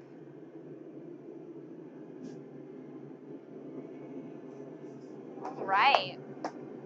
So our piece is now pretty hot. I am going to MS Clippy. Exactly. That's what it is. I'm going to move the post vice camera and turn it into an anvil camera while we're doing this. So give me just a moment to do that, and then we will get started on unfolding this tea.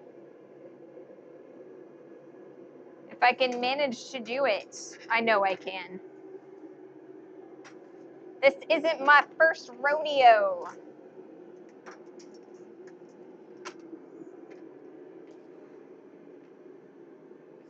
Although it has been quite a few years since I've done a Friedrich's cross. Sketty chords. I apologize for how long this is taking, guys. Alright, let's see if I can, oops, there it goes. Alright, now we are back to where we need to be. Okay, excellent. And let's turn that on.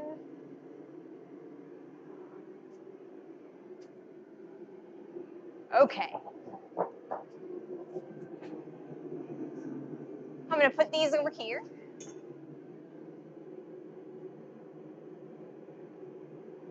I need to get my forge set up. Yeah, definitely. Forges are amazing. They're so much fun. Welcome to the community. Is there a shortened version of your name that I can call you by?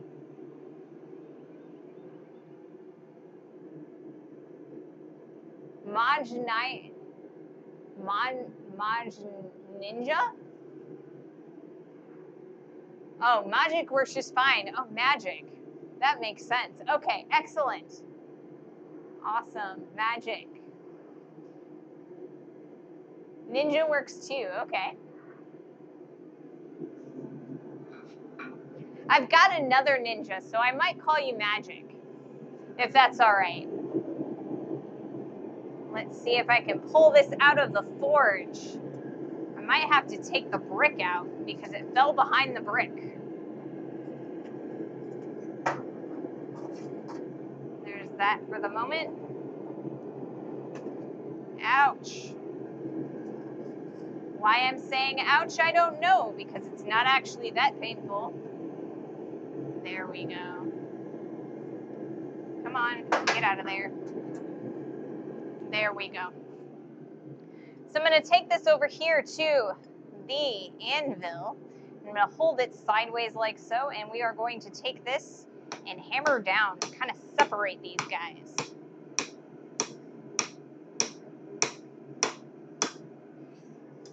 So we've got a nice separation going right there, and I'm going to take this on this side, and we're going to do a little bit more separation.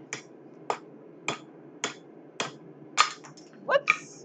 Or we're going to drop it. That works too. Looks like we got a little ways to go where we need to cut this a little more. So I think what I'm going to do for our next heat, we're going to heat this back up, and we're going to grab the chisel again. And we're going to chisel down a little bit further, because I can see that we've got a little bit of area there where it didn't separate completely.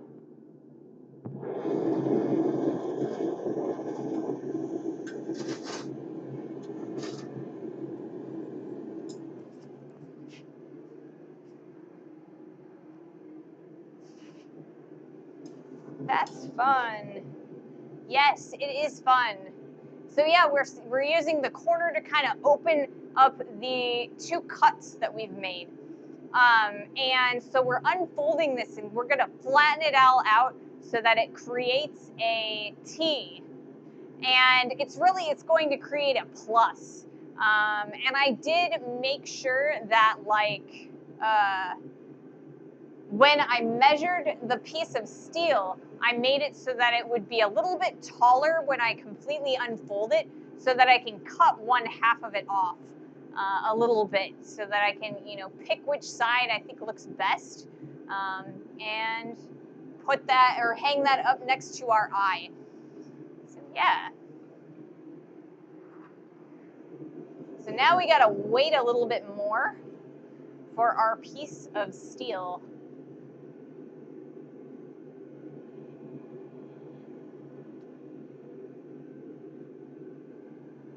And that is the last of my water. I'm gonna have to get me some more. I've got about 30 minutes left in the stream, and I'm definitely gonna need some more because it's getting really warm and I'm starting to sweat. It is a little bit, you know, concerning to me how much I feel, or how hot it is in here right now. I do have the garage door open and I have a door right here, so I've got some nice cross ventilation. And if I wanted to, or if I really needed to, I could open up this door and there is a pass through as well to the outdoors, so I can have full cross ventilation. But I really need to kind of figure out what I'm going to do for when it gets to be summertime, because it gets really hot here in the summer. We are in the Midwest of the United States, so we are within an hour from St. Louis, Missouri. And so in the summertime, it gets pretty darn hot around here. We can see temperatures in the upwards of 100 degrees. And when you've got the forge going on top of that, it's quite an ordeal. So you'll kind of probably see me with a whole jug of water, like a gallon jug of water out here in the summer, just so that I can make sure that I have plenty of water so I can stay hydrated. I bet. Yes. And I mean, when I was in college, we would do a lot of welding and fabrication and stuff, or that's what I went to school for, was welding and fabrication, and sculptural, I guess. So we would weld in 120 degree heat in full leathers. So I'm very used to it, but I need to keep drinking water all the time. So much water. Because I sweat it all out. So I'm also going to be sure that I'm, you know, wearing appropriate clothing for that. All right. So we've got an ad that's about to show up. And once the ad is done, I will probably pull the material out. It looks like it's pretty hot. So we are going to do a little bit more chisel work.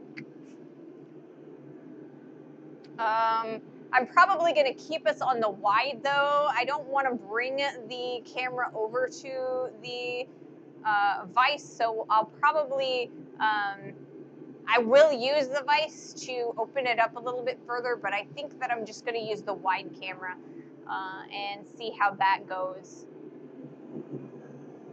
If you guys can't see enough, let me know and I will move the camera. I mean, you know, it's a little bit of effort, but it's not too much effort for, you know, you guys to have a great view.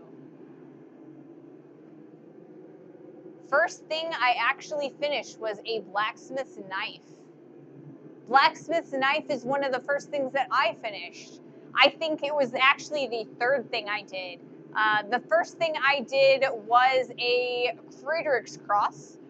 The second thing I did was a leaf, and the third thing I did was a blacksmith's knife. So these are really, really basic projects. I don't do a lot of sharps anymore, so I mean, there's that. But we had the person who initially taught me how to blacksmith, he had a whole bin of railroad tie pins. And they're just like little wire pins that are used to kind of hold railroad track in place. And so they're high carbon steel, and you can make amazing blacksmith knives out of them. So that's kind of like where I got my start. So I am really excited to be sharing the things that I started out with you guys.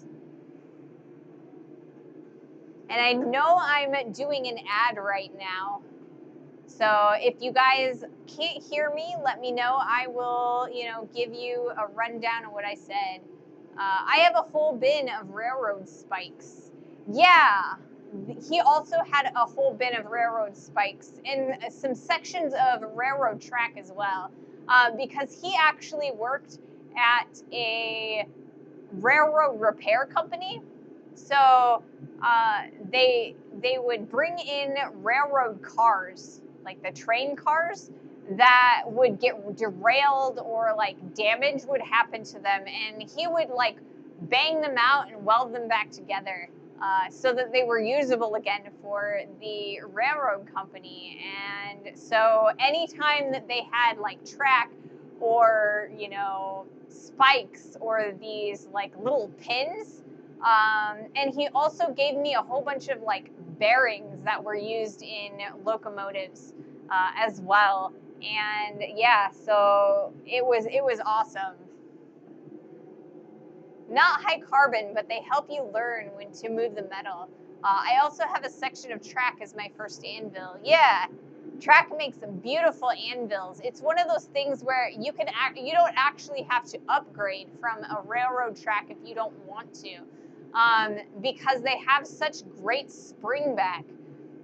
They're relatively efficient, they're very affordable, and you can use them for a really, really long time. Yeah, railroad tracks are great.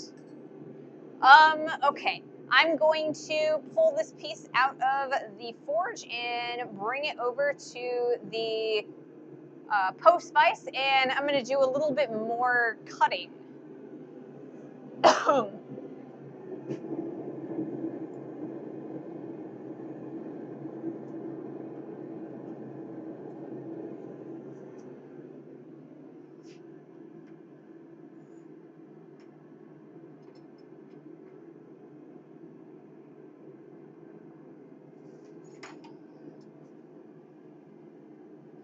Okay. Let me know if you guys can't see well enough.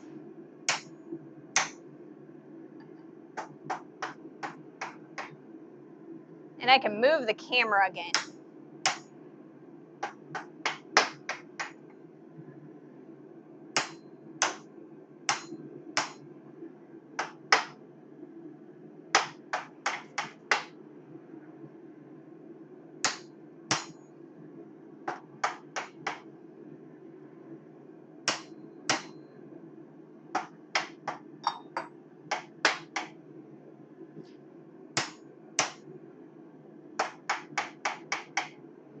All right.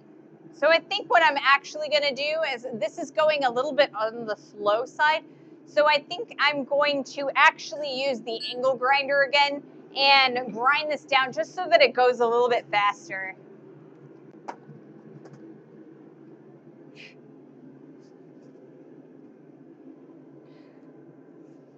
I could do it that way, but I think it would take a little bit longer than I really want it to. So I am going to grab the angle grinder. We're going to do it this way. There we go.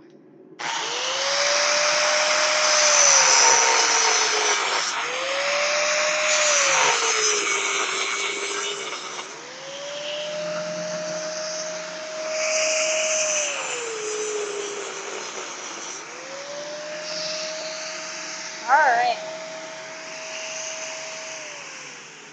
Much better, much better. Okay. So now it's nice and open all the way through. I'm probably going to focus a little bit on this side so that we can take the angle grinder to it as well. So that'll be my next heat, I think. Just opening this just a little bit further. Whoops.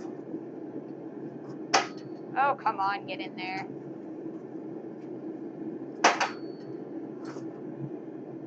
There we go. That's better. One of these days, I won't.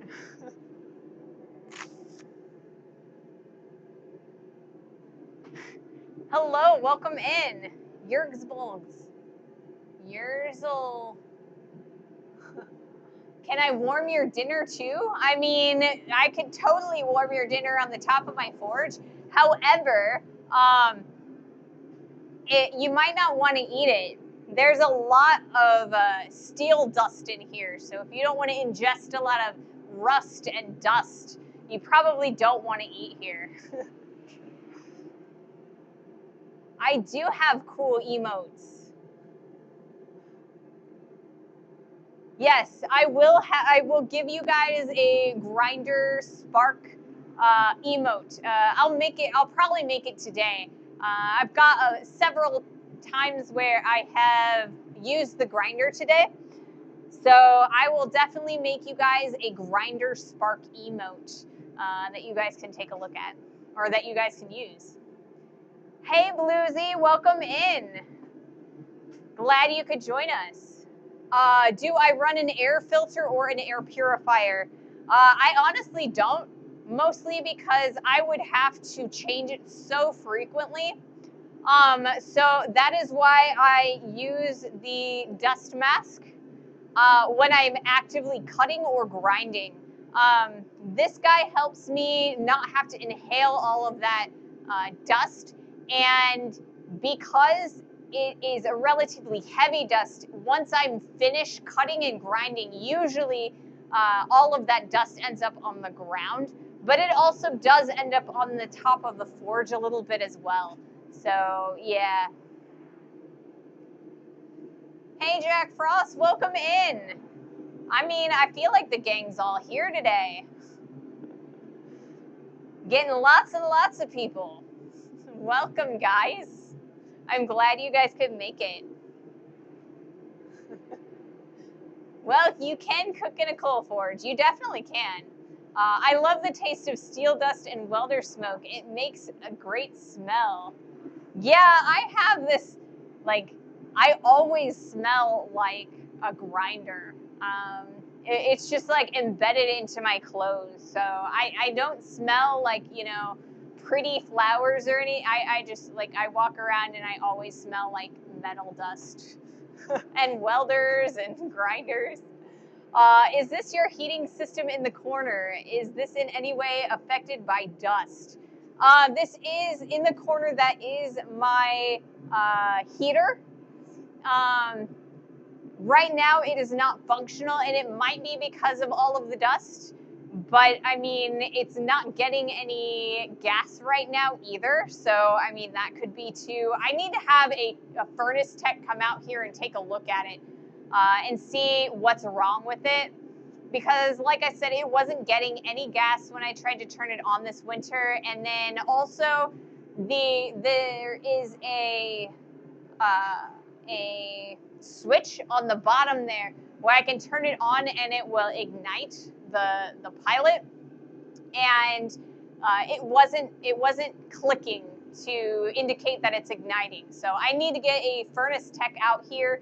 Right now, I turned off all of the gas to it so that it doesn't, cause any issues. It's just kind of a machine that sits there right now. I always smell like heavy oil. Yes.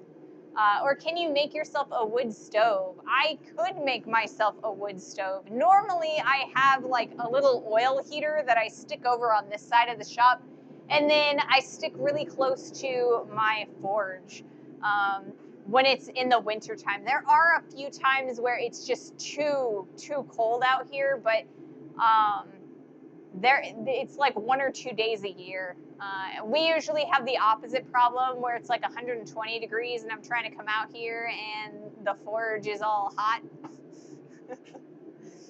Farmer technicians, yes. So how did you heat your house in the winter?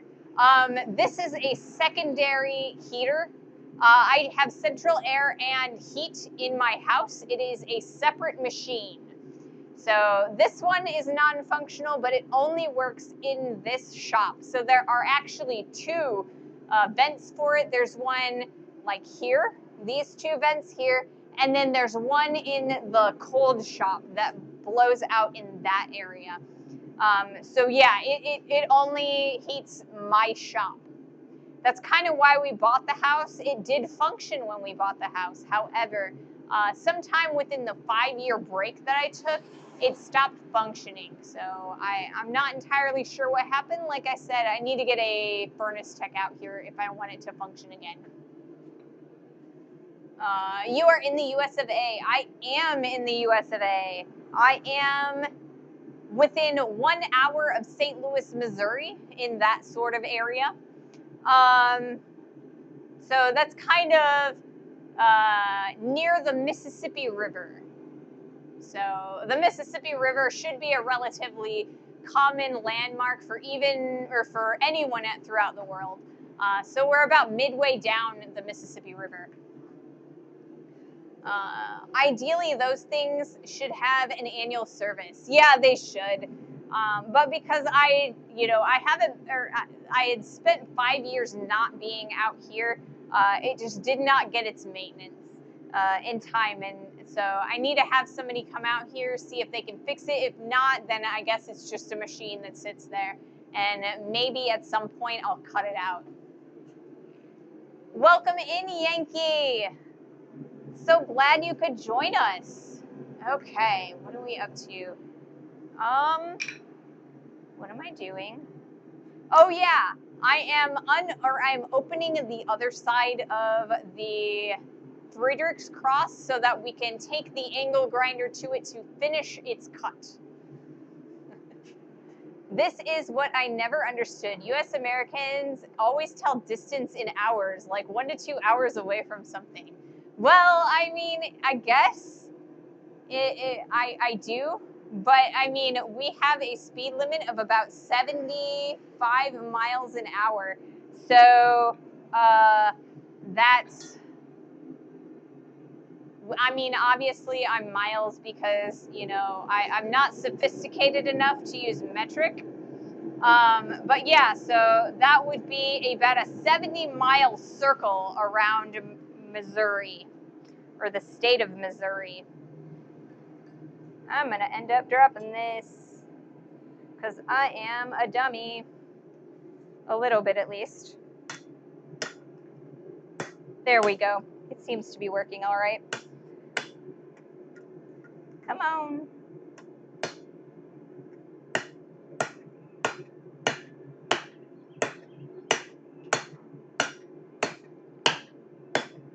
Ooh, I can hear it echoing.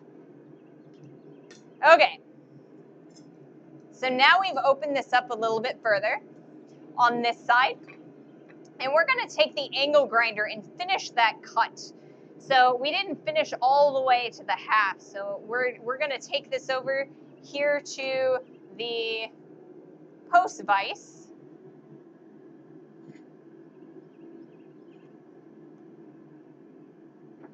And then we're going to cut it.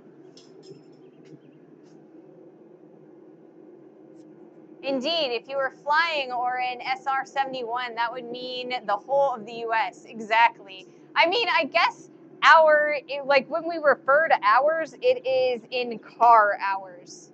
So, because everybody in the United States has cars, and we also are ignorant enough to not realize that a lot of people in Europe don't have cars. So yeah, when people measure distances in hours, it means car ride hours.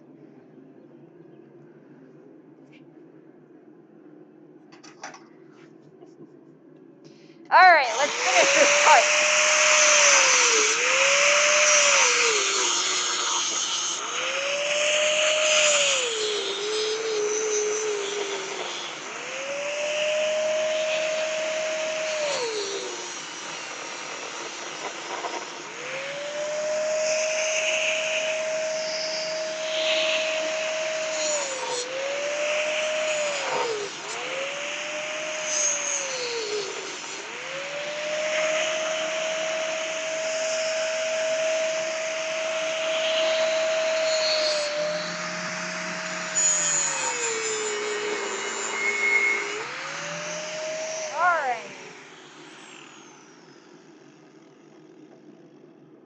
that right there.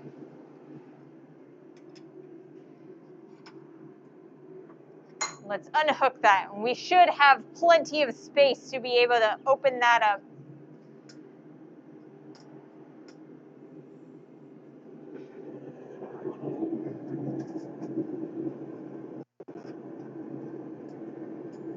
Oh, come on, get in there. There we go.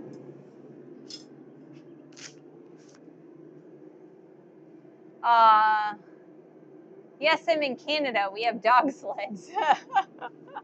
Yay, more sparks. Indeed, if you were flying, yeah, okay. So this is not high carbon steel. This is actually 1019 mild steel. It is a low carbon steel. It is the same grade, or it's industrial grade, so it's the same stuff that they make metal girders for skyscrapers out of. So yeah, I don't use a lot of high carbon steel, mostly because I don't do a lot of sharps or a lot of my own tooling. I find it a lot easier to just buy my tooling, and I just don't really enjoy grinding that is required for sharps. So yeah, a lot of the material that I use is just low carbon 1019 steel.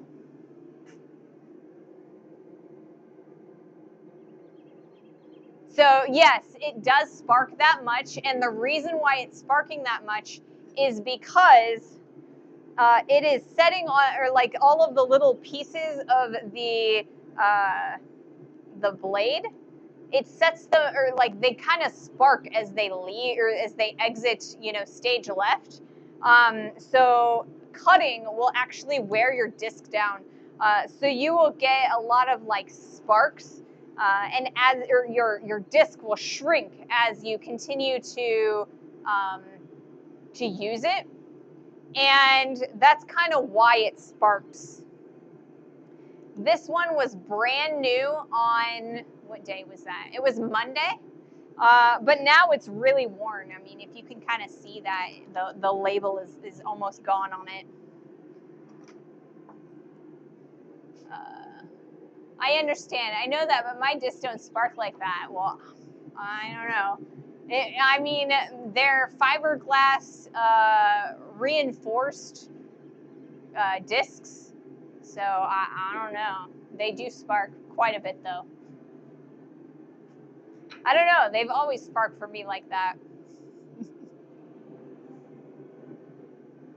Okay, I'm going to put these two guys away for the moment. And I might pick them up again later, but I think I'm done with them for the moment. I think we're going to do mostly forging now. I understand from some YouTube videos that the amount of sparking depends on the kind of steel. I buy the cheapest crappy cutting disc I can get. Yeah, I mean, these are pretty crappy too. This is a 10-pack, and I got this for $7. So, I mean, that's not terrible. But I mean, if I pull a brand new one out and we compare it to the used one, we've lost several millimeters, or I guess at least 2 millimeters of material. So that's kind of, we're losing and then it's also getting skinnier on the sides as well. So yeah. All right, we're gonna try this, or we're gonna do our next heat. I'm gonna check my camera real fast though, because it's been a while since I did that.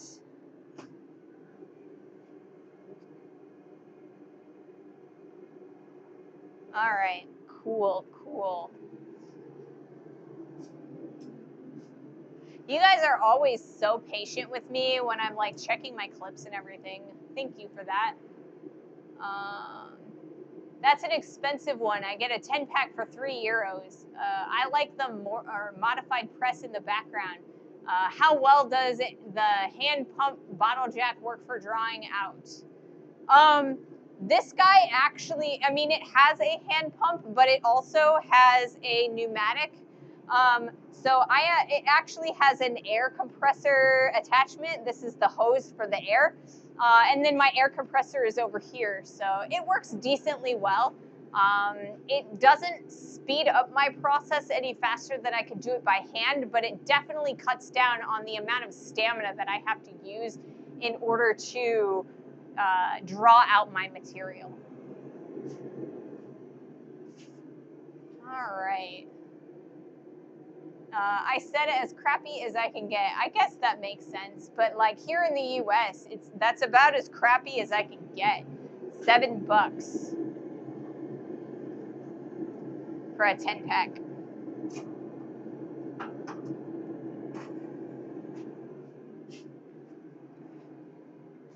All right, I think I'm gonna put that down there and pick it up this way, and then I can do this like so.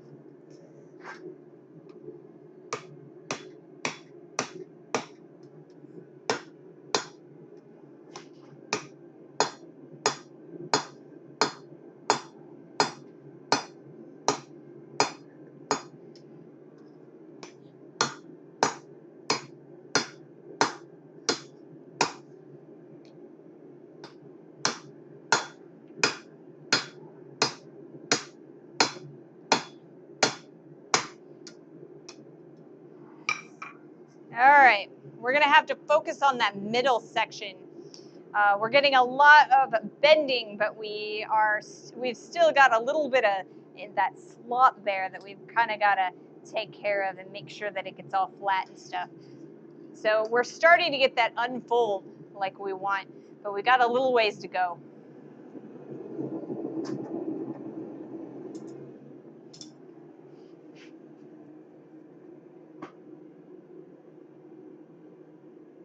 Technically, most hand pumps are pneumatic. Yeah, they are. Okay, my dad used to have one like that, and we used to crush oil filters. Yeah, and I mean, it works that way too. And that's kind of what I modified it from. This one is supposed to like push or press out ball bearings out of like, I think they're like tires or something.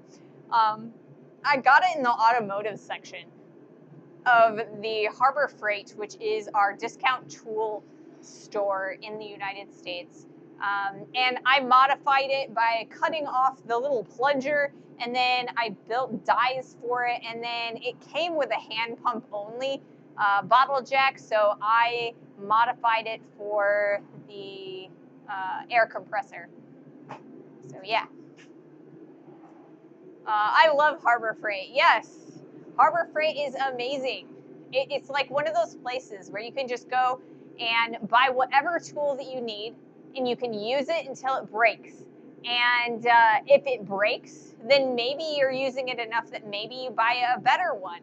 But I mean, if you only need it one time, you know, a Harbor Freight tool is just as good as a good tool. Can you make me a dolly for my laundry machine? I mean, technically I could, but it would be a lot more expensive than just going and getting or renting a door dolly. But yeah, because I mean, hand forged, it's it's going to cost a pretty penny for labor and all that.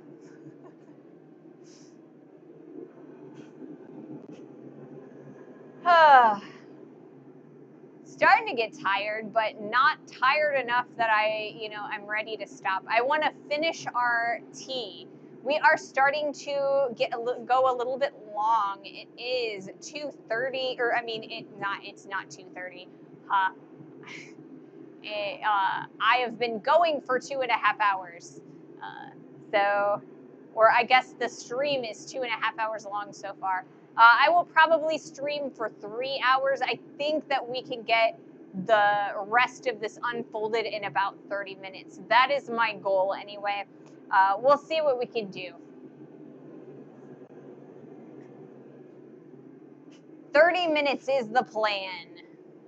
I need to finish drawing out my Damascus billet. Ooh, Damascus is so much fun to watch people make. It's also so much fun to make. I've only made Damascus one time. I turned my Damascus billet into a knife. It was the only knife I ever made. It was just a folder, and it was a lot of fun, but I never want to do it again. Yeah, I never want to do it again. I have made like 3 rapier blades, but they weren't actually sharps. Because they needed blunted edges for the purpose that they were, or that the customer wanted. So yeah, 10.95 and 15 and 20. Yes, such a classic 2 steels for Damascus. I've also seen people use pure nickel, which looks really beautiful. I mean, it's even brighter than the 15 and 20. So that is so cool to look at. There are a few people at the International Metals Museum in Memphis, Tennessee that they specialize in Damascus. So the Metals Museum has a full set of Damascus chef knives that they use for meal prep for their fundraisers. It's a lot of fun to go to their fundraisers.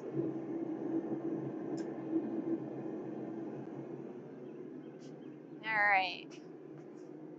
I'm going to do this real fast.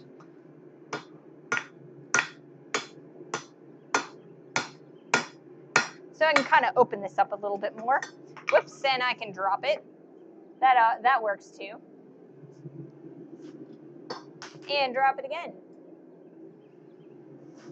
Once upon a time, you know. Let's put that there, and I will hold it by that. Maybe.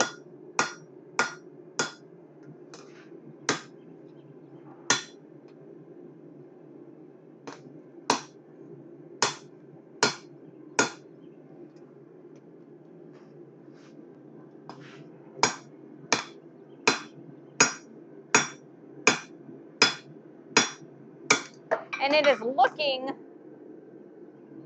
like I may still need to do a little bit of cutting in there. It's looking like those 2 sides aren't actually meeting yet. So let's see what we can do about that.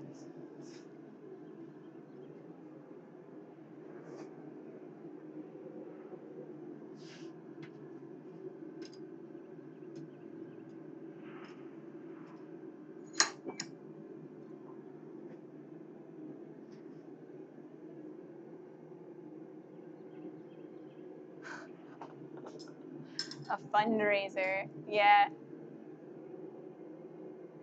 Do they have Damascus forks and spoons? They do not. A fundraiser, yes, they have fundraisers because they are a fully functional metal shop. They have blacksmiths, they have casters, they have jewelers. And so they need all of the funds go towards paying their artists. And all of their materials and stuff. They do classes and everything. It's amazing. It's an amazing museum. I totally would have tried to catch it. Yeah, I've done that before. It's not pleasant.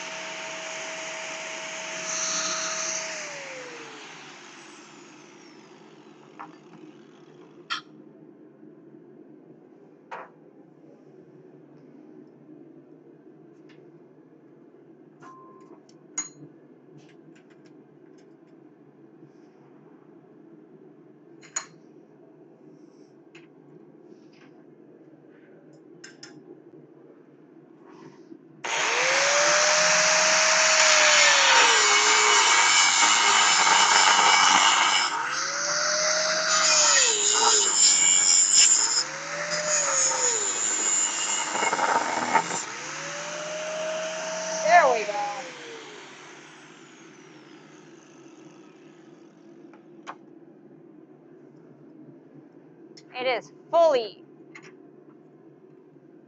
fully through now. I can see a hole through it.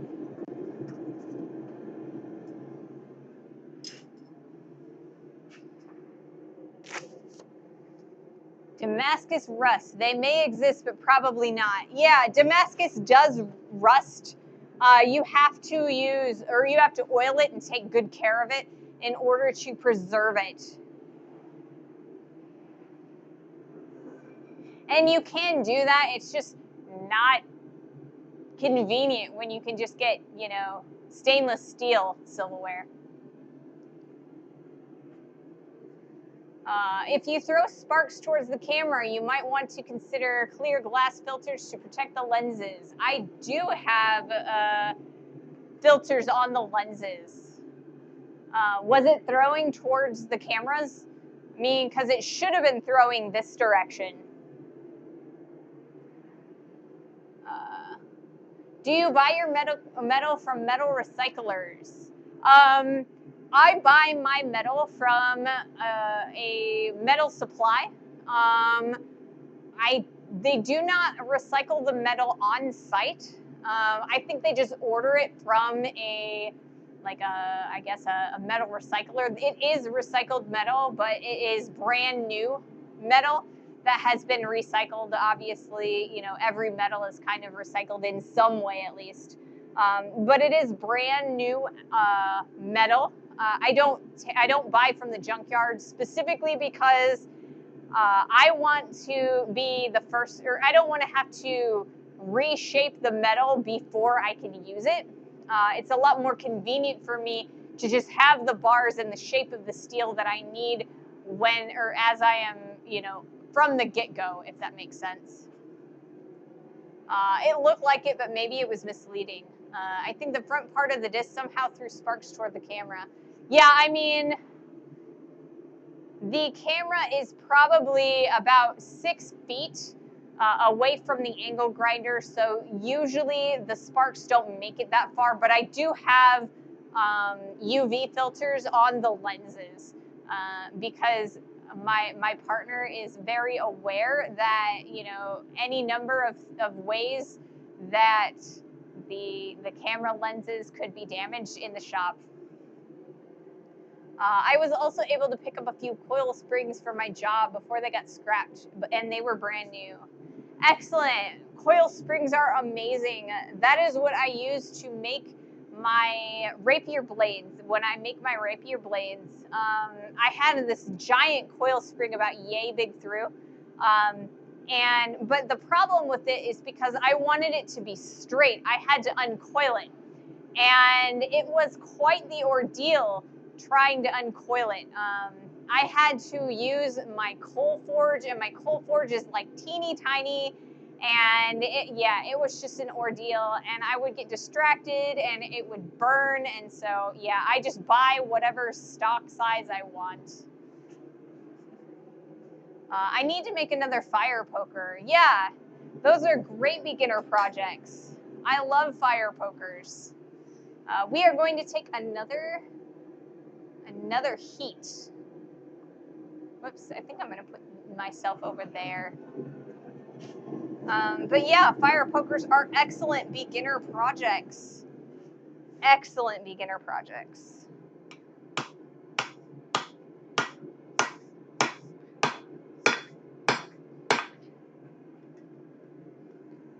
Once upon a time, I was able to hold this stuff without a problem. But for whatever reason, right now I can't. Okay.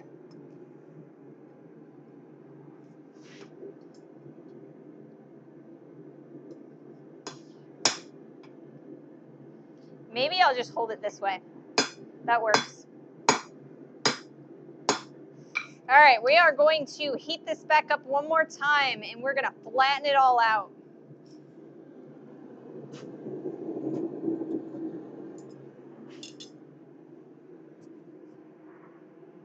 From there, yeah. In most cases where people use them, UV filters are not recommended, but in a workshop with flying sparks, they do make sense. Yeah, the UV filter is a great way to protect the outside lens of a camera when you're outdoors and doing more active stuff because it's completely clear. Mostly it's there just to protect your lens and also to avoid a little bit of a glare.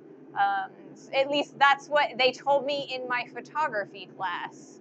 Um, and that's also what my partner says. He is a professional uh, videographer, or I guess his professional title is he is a commercial photographer, and so basically he does all of the video work for our local TV station for their commercials and their advertising.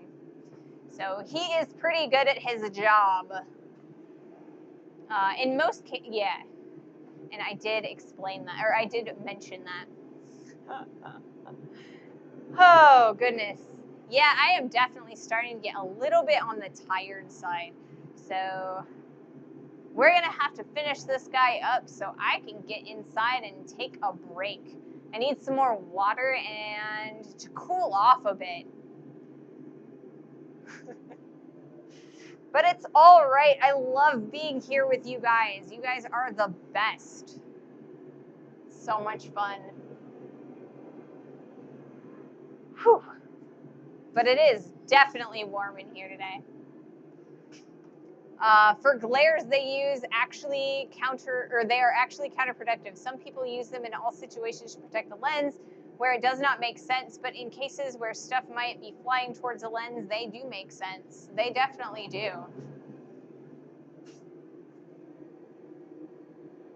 All right, I'm gonna put myself over there.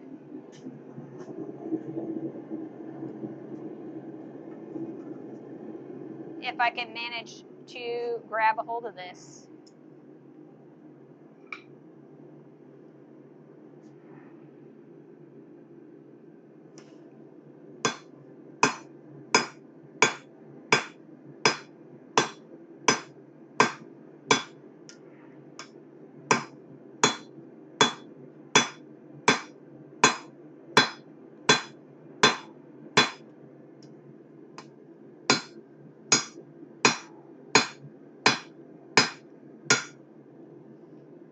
This is a lot smaller than I originally thought it was going to be.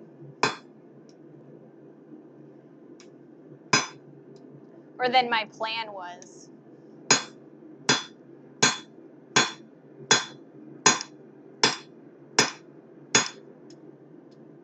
All right, back in the forge, but we're starting to get ourselves a nice tea.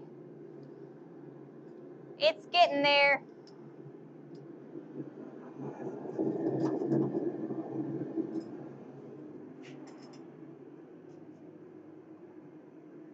Whew.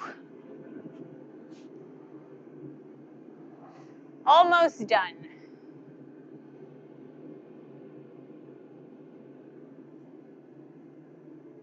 All right, I am gonna go and grab a little bit more to drink here real fast because I definitely need it.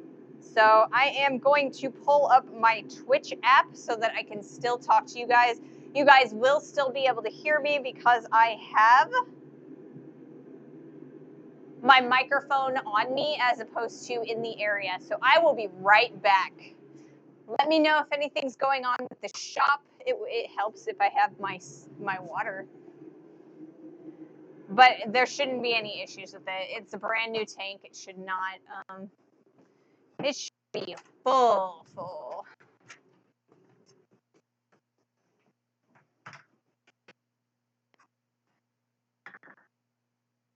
But it is so warm. So warm.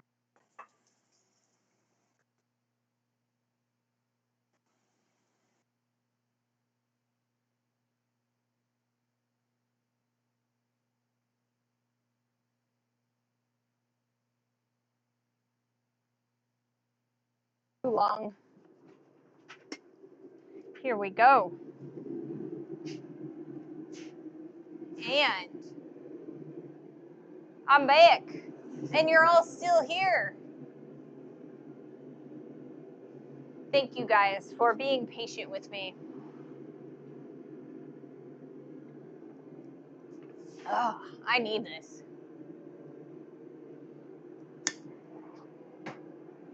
Sweaty, sweaty. All right, let's do another heat real fast.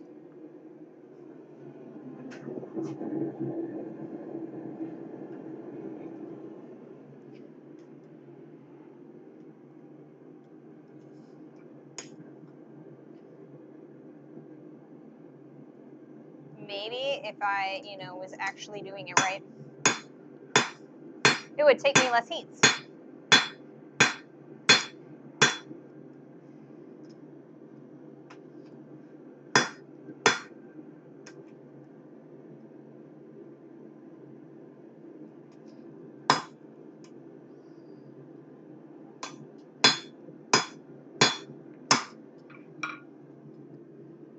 So I think we're doing all right.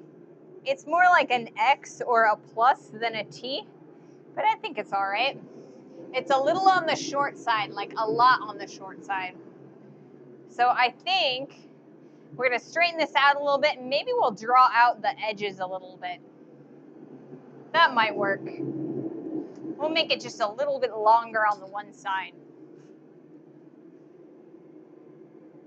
I was looking into converting a log splitter into a press, but it looks like it's so hard to find one I can afford. I would watch Valhalla Ironworks video on press conversion before you put money in. Yeah, definitely do your homework before you do a press conversion. This guy is actually a little bit too slow for, really large scale projects or like Damascus steel and things like that. It works beautifully for what I currently use it for, which is just drawing out material. But if I were trying to do forge welding or anything like that, it is way too slow for that. So definitely do your homework before you put money into buying a press or any piece of like large expense equipment, just to make sure that it's going to work the way that you want to. Also, if you know anybody who has or the piece of equipment that you are trying to get a hold of, ask and see if you can play with it. And make sure that you like it before you spend that money on it. Because I mean, there's so much stuff in your shop that you can put that money towards. You want to make sure that you get the best bang for your buck. And I mean, a press is a great tool, don't get me wrong, but I mean, it's just kind of like, how does it fit into your workflow? I always do my research. Excellent. I'm glad that you do. Not everyone does. Like, I tend not to. It's kind of one of my flaws a bit. All right, let's see. I'm going to do a little bit of drawing down on the edges of this guy so I can make it a little bit longer, because like I said, it's too short for what I wanted it for. Ah!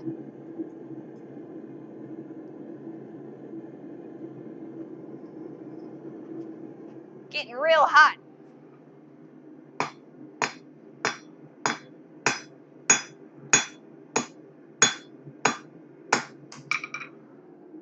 Raw.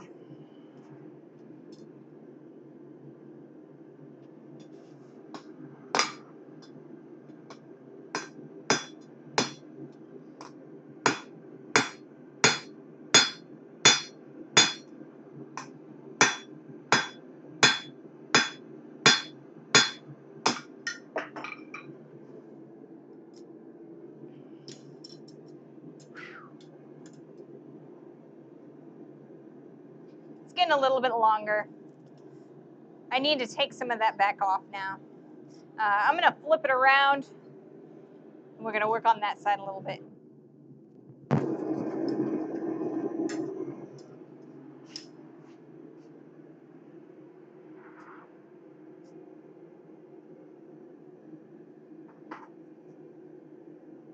It's just a nicely formatted video on both pros and cons. I did a lot of work towards building one of my own, and I find it useful. It's definitely give that video a watch. Thank you. Little ways out from a ninja star. Yeah, it's not too bad. As far as ninja stars, you know. I don't know. It's not exactly what I wanted it to be. I probably should have made my material a little bit longer. It's kind of shrunk on me. So we'll see what I can do with it. The S didn't turn out quite the way I wanted it to, and I was able to make it work for me. So I'm hoping that I can do that here today as well. And I will probably, I don't know, I'll probably play a little bit with it on Friday as well. Just because I am starting to get really tired and hot, I am probably going to have to stop the stream for, relatively soon, just so that I can cool down a bit and rest. So I'll do a couple more heats and then I'll probably raid off. If there is anybody online streaming that you would like to raid to, let me know. And I will find them and we can raid them. Otherwise, I will find somebody to raid. Like I said, 2 or 3 more heats.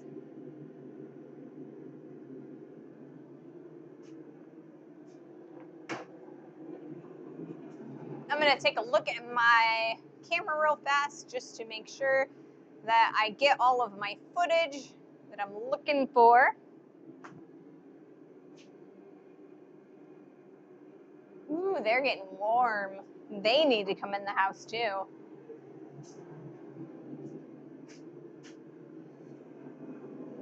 I got central air in the house. I'm really looking forward to that. Okay, one more or another heat. Not one more, but a couple more. We'll do another heat right now. Is what I'm trying to say. Ouch. Come on, get out of there. This one's a little bit on the colder side. I think I spent way too much time.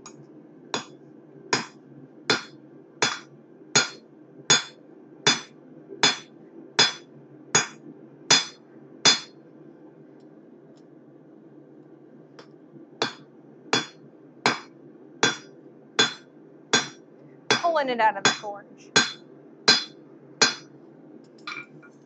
All right, we're starting to get a little bit more length in there. I'm actually pretty happy with that. I'm going to put it back in the forge. We're going to do a couple more heats, and we'll see what we can manage. And I am going to quench off my tongs because they're starting to get really hot too. All right. 2 more heats. 2 more heats. And I want to thank you all for joining me today. It's been so much fun. I love blacksmithing for you guys, sharing my craft and, answering questions. It's been a blast.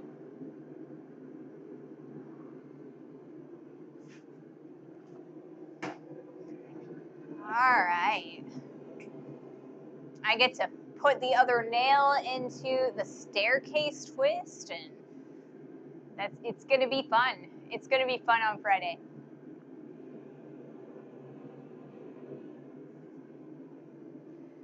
And then once again, a week from Friday, I am going to the BAM conference, the Missouri or the Blacksmiths of Missouri. Or it's like I think it's a twice annual conference, so I'm going to that. So I will be there on that Friday. So I've got my fingers crossed that we've got enough signal on my cell phone that I can tether to it and stream from that site. But if not, I will have plenty of footage over on the YouTube for you guys to enjoy. And yeah, I'm really looking forward to going. I get to interview a couple of the presenters there, and I'm really looking forward to it. So hopefully I've got enough bandwidth that I can share that with you, at least a little bit.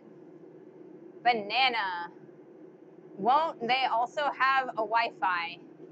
I mean, they might, but this is out at a county fairgrounds. So it's basically a fancy campground where there are like stalls for farm animals. There should be plenty of, signal there because it is in a town and it should be relatively close to a highway. Usually, you get plenty of signal near a highway, but there is also, like in rural areas, sometimes coverage is a little bit spotty. And so hopefully, it's close enough to the highway that we've got plenty of strong signal.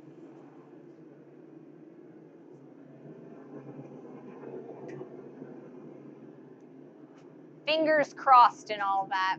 But it should work. It should work. And I won't have to mess with the cameras because my partner is coming and he's going to film it all. So all I have to do is, talk to the people and walk around and tour and gush about all of the blacksmithing that's happening. So I'm really excited. All right, we're going to do another heat. Whoops, that side. I did not do that the last time. I keep forgetting that I am trying to do picture in picture so that you guys can see what I'm doing when I'm struggling inside this forge. All right.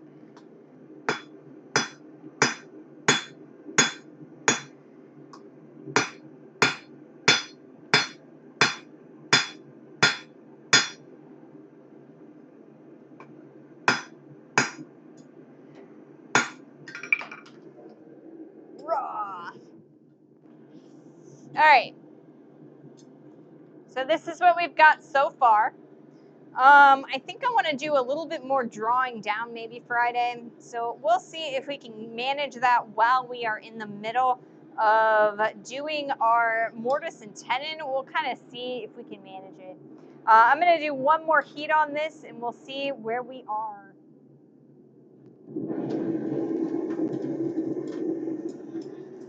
It's kind of an ugly cross overall. Whew. Such heat. So I've got one more heat left. And so if you guys have any suggestions on where we should raid, let me know. Otherwise, I will figure something out. We'll see who's streaming.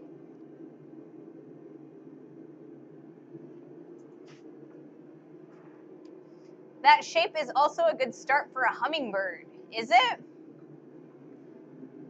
I'll bet it is. I've never made a hummingbird, but I could definitely see where you could get the head and the tail from it, and then like the wings. You could definitely draw out or widen out those wings and point them out and create a nice shape for a hummingbird.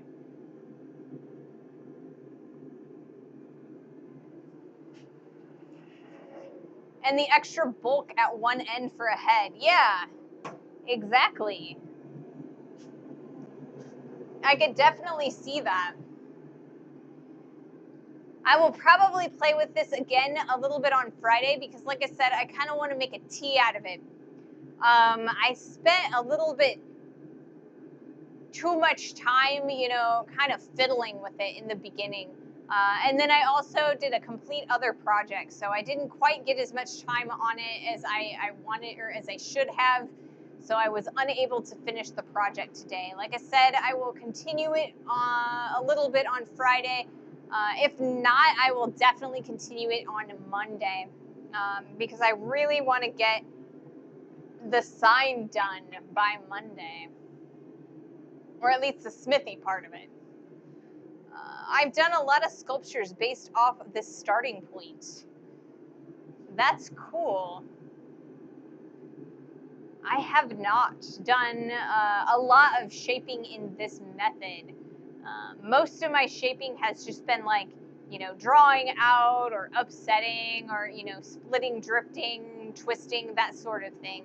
I have not spent a lot of time doing the massive reshaping jobs. So it would be nice to do some more of those. There's another streamer I watch who had made a few hummingbirds out of Frederick's crosses. How will the H be made? The H will be my design for the H will be a capital H. It's going to be a mortise and tenon. So that's a very similar to when you're doing a fence. You have the uprights and then you have the railing at the top and the bottom, right? So we're going to take one of those sections where there's the top, the bottom, and the rung, and we're going to flip it 90 degrees, and that's going to be our H. So I'm kind of going to make the little middle section kind of on the shorter side, so we can kind of have a longer section for so we can have the H the correct shape. But that is the goal, is to do mortise and tenon work. Sorry, it was just intended as food for thought. It was not intended as a brag. Oh, I didn't take it that way. No, I didn't take it that way.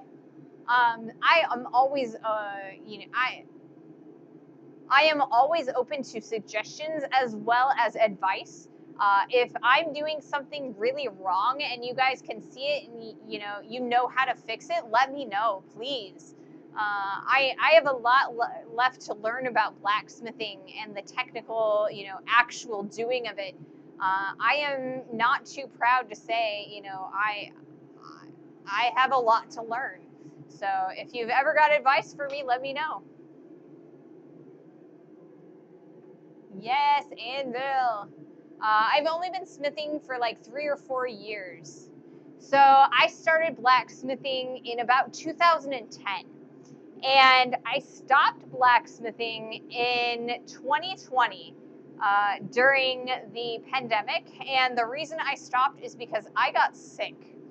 And it took me about 5 years to get back to the point where I could come out to the shop and function again.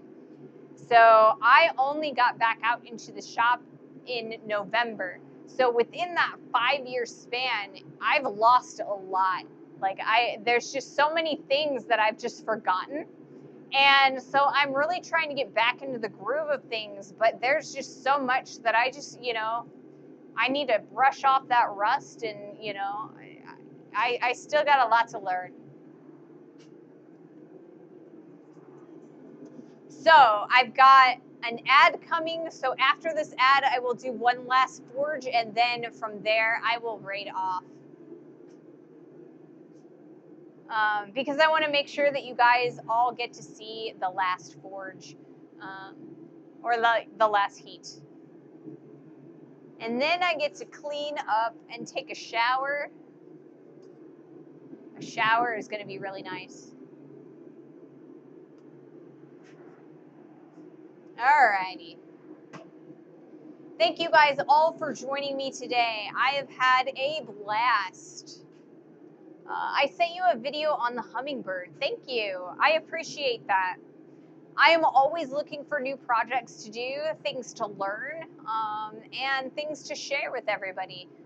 A lot of times I'll bring a project onto the stream and I will take a look at it and I'll try and learn how to do it. But I've never done it before, and so we kind of learn together. And I really think that I enjoy doing that because I get to learn, you get to learn, and, we get to have fun. So, yeah.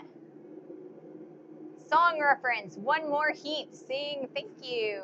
Yes, one more heat. And I am going to wait another 45-ish seconds for that heat because I've got some ads playing and I want to make sure everybody, because I know that some people have staggered ads and I want to make sure everybody gets to see it. So this will be our last heat here in about 20 seconds. And I want to thank you all for joining me today. Like I said, if you have any suggestions for our raid target, let me know. Otherwise, I will find somebody. We'll see maybe if Lone Mountain is streaming. A lot of times he'll stream around this time. He's a knife maker. He does some Damascus and material removal. Thank you and have a nice day. Yes, you're welcome. One more heat, guys.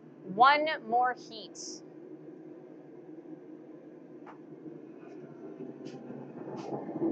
See if I can get this out of here for once in my life. I keep disorganizing my heat or my bricks, and that's why it makes it hard. Ouch! Of course, the last heat I'd get hit by.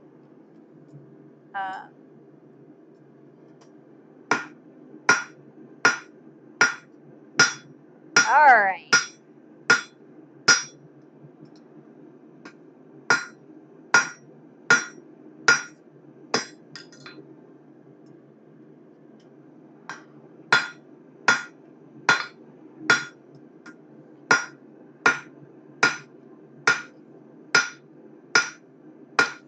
And there we have it, the last heat. Thank you guys so much for joining me. Gotta love Forge Scale. Yes, exactly. It's always like, you know, that last heat. All right, so thank you so much for joining me. And I will see you guys on Friday.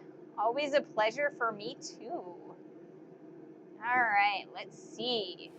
Who do we got to raid today? I also get to update my outro screen. I have a couple people who haven't renewed that I will probably have to take out, and then I've got a new subscription. I'm excited. Have a good night. Glad I found your stream. Well, I'm glad you joined me. Thank you so much for joining me. All right, who is around?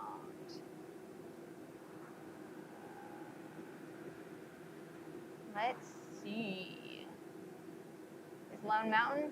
Yes, Lone Mountain. We are going to raid Lone Mountain. He is a knife maker. I'm not entirely sure if he's doing Damascus or if he's doing his material removal section. So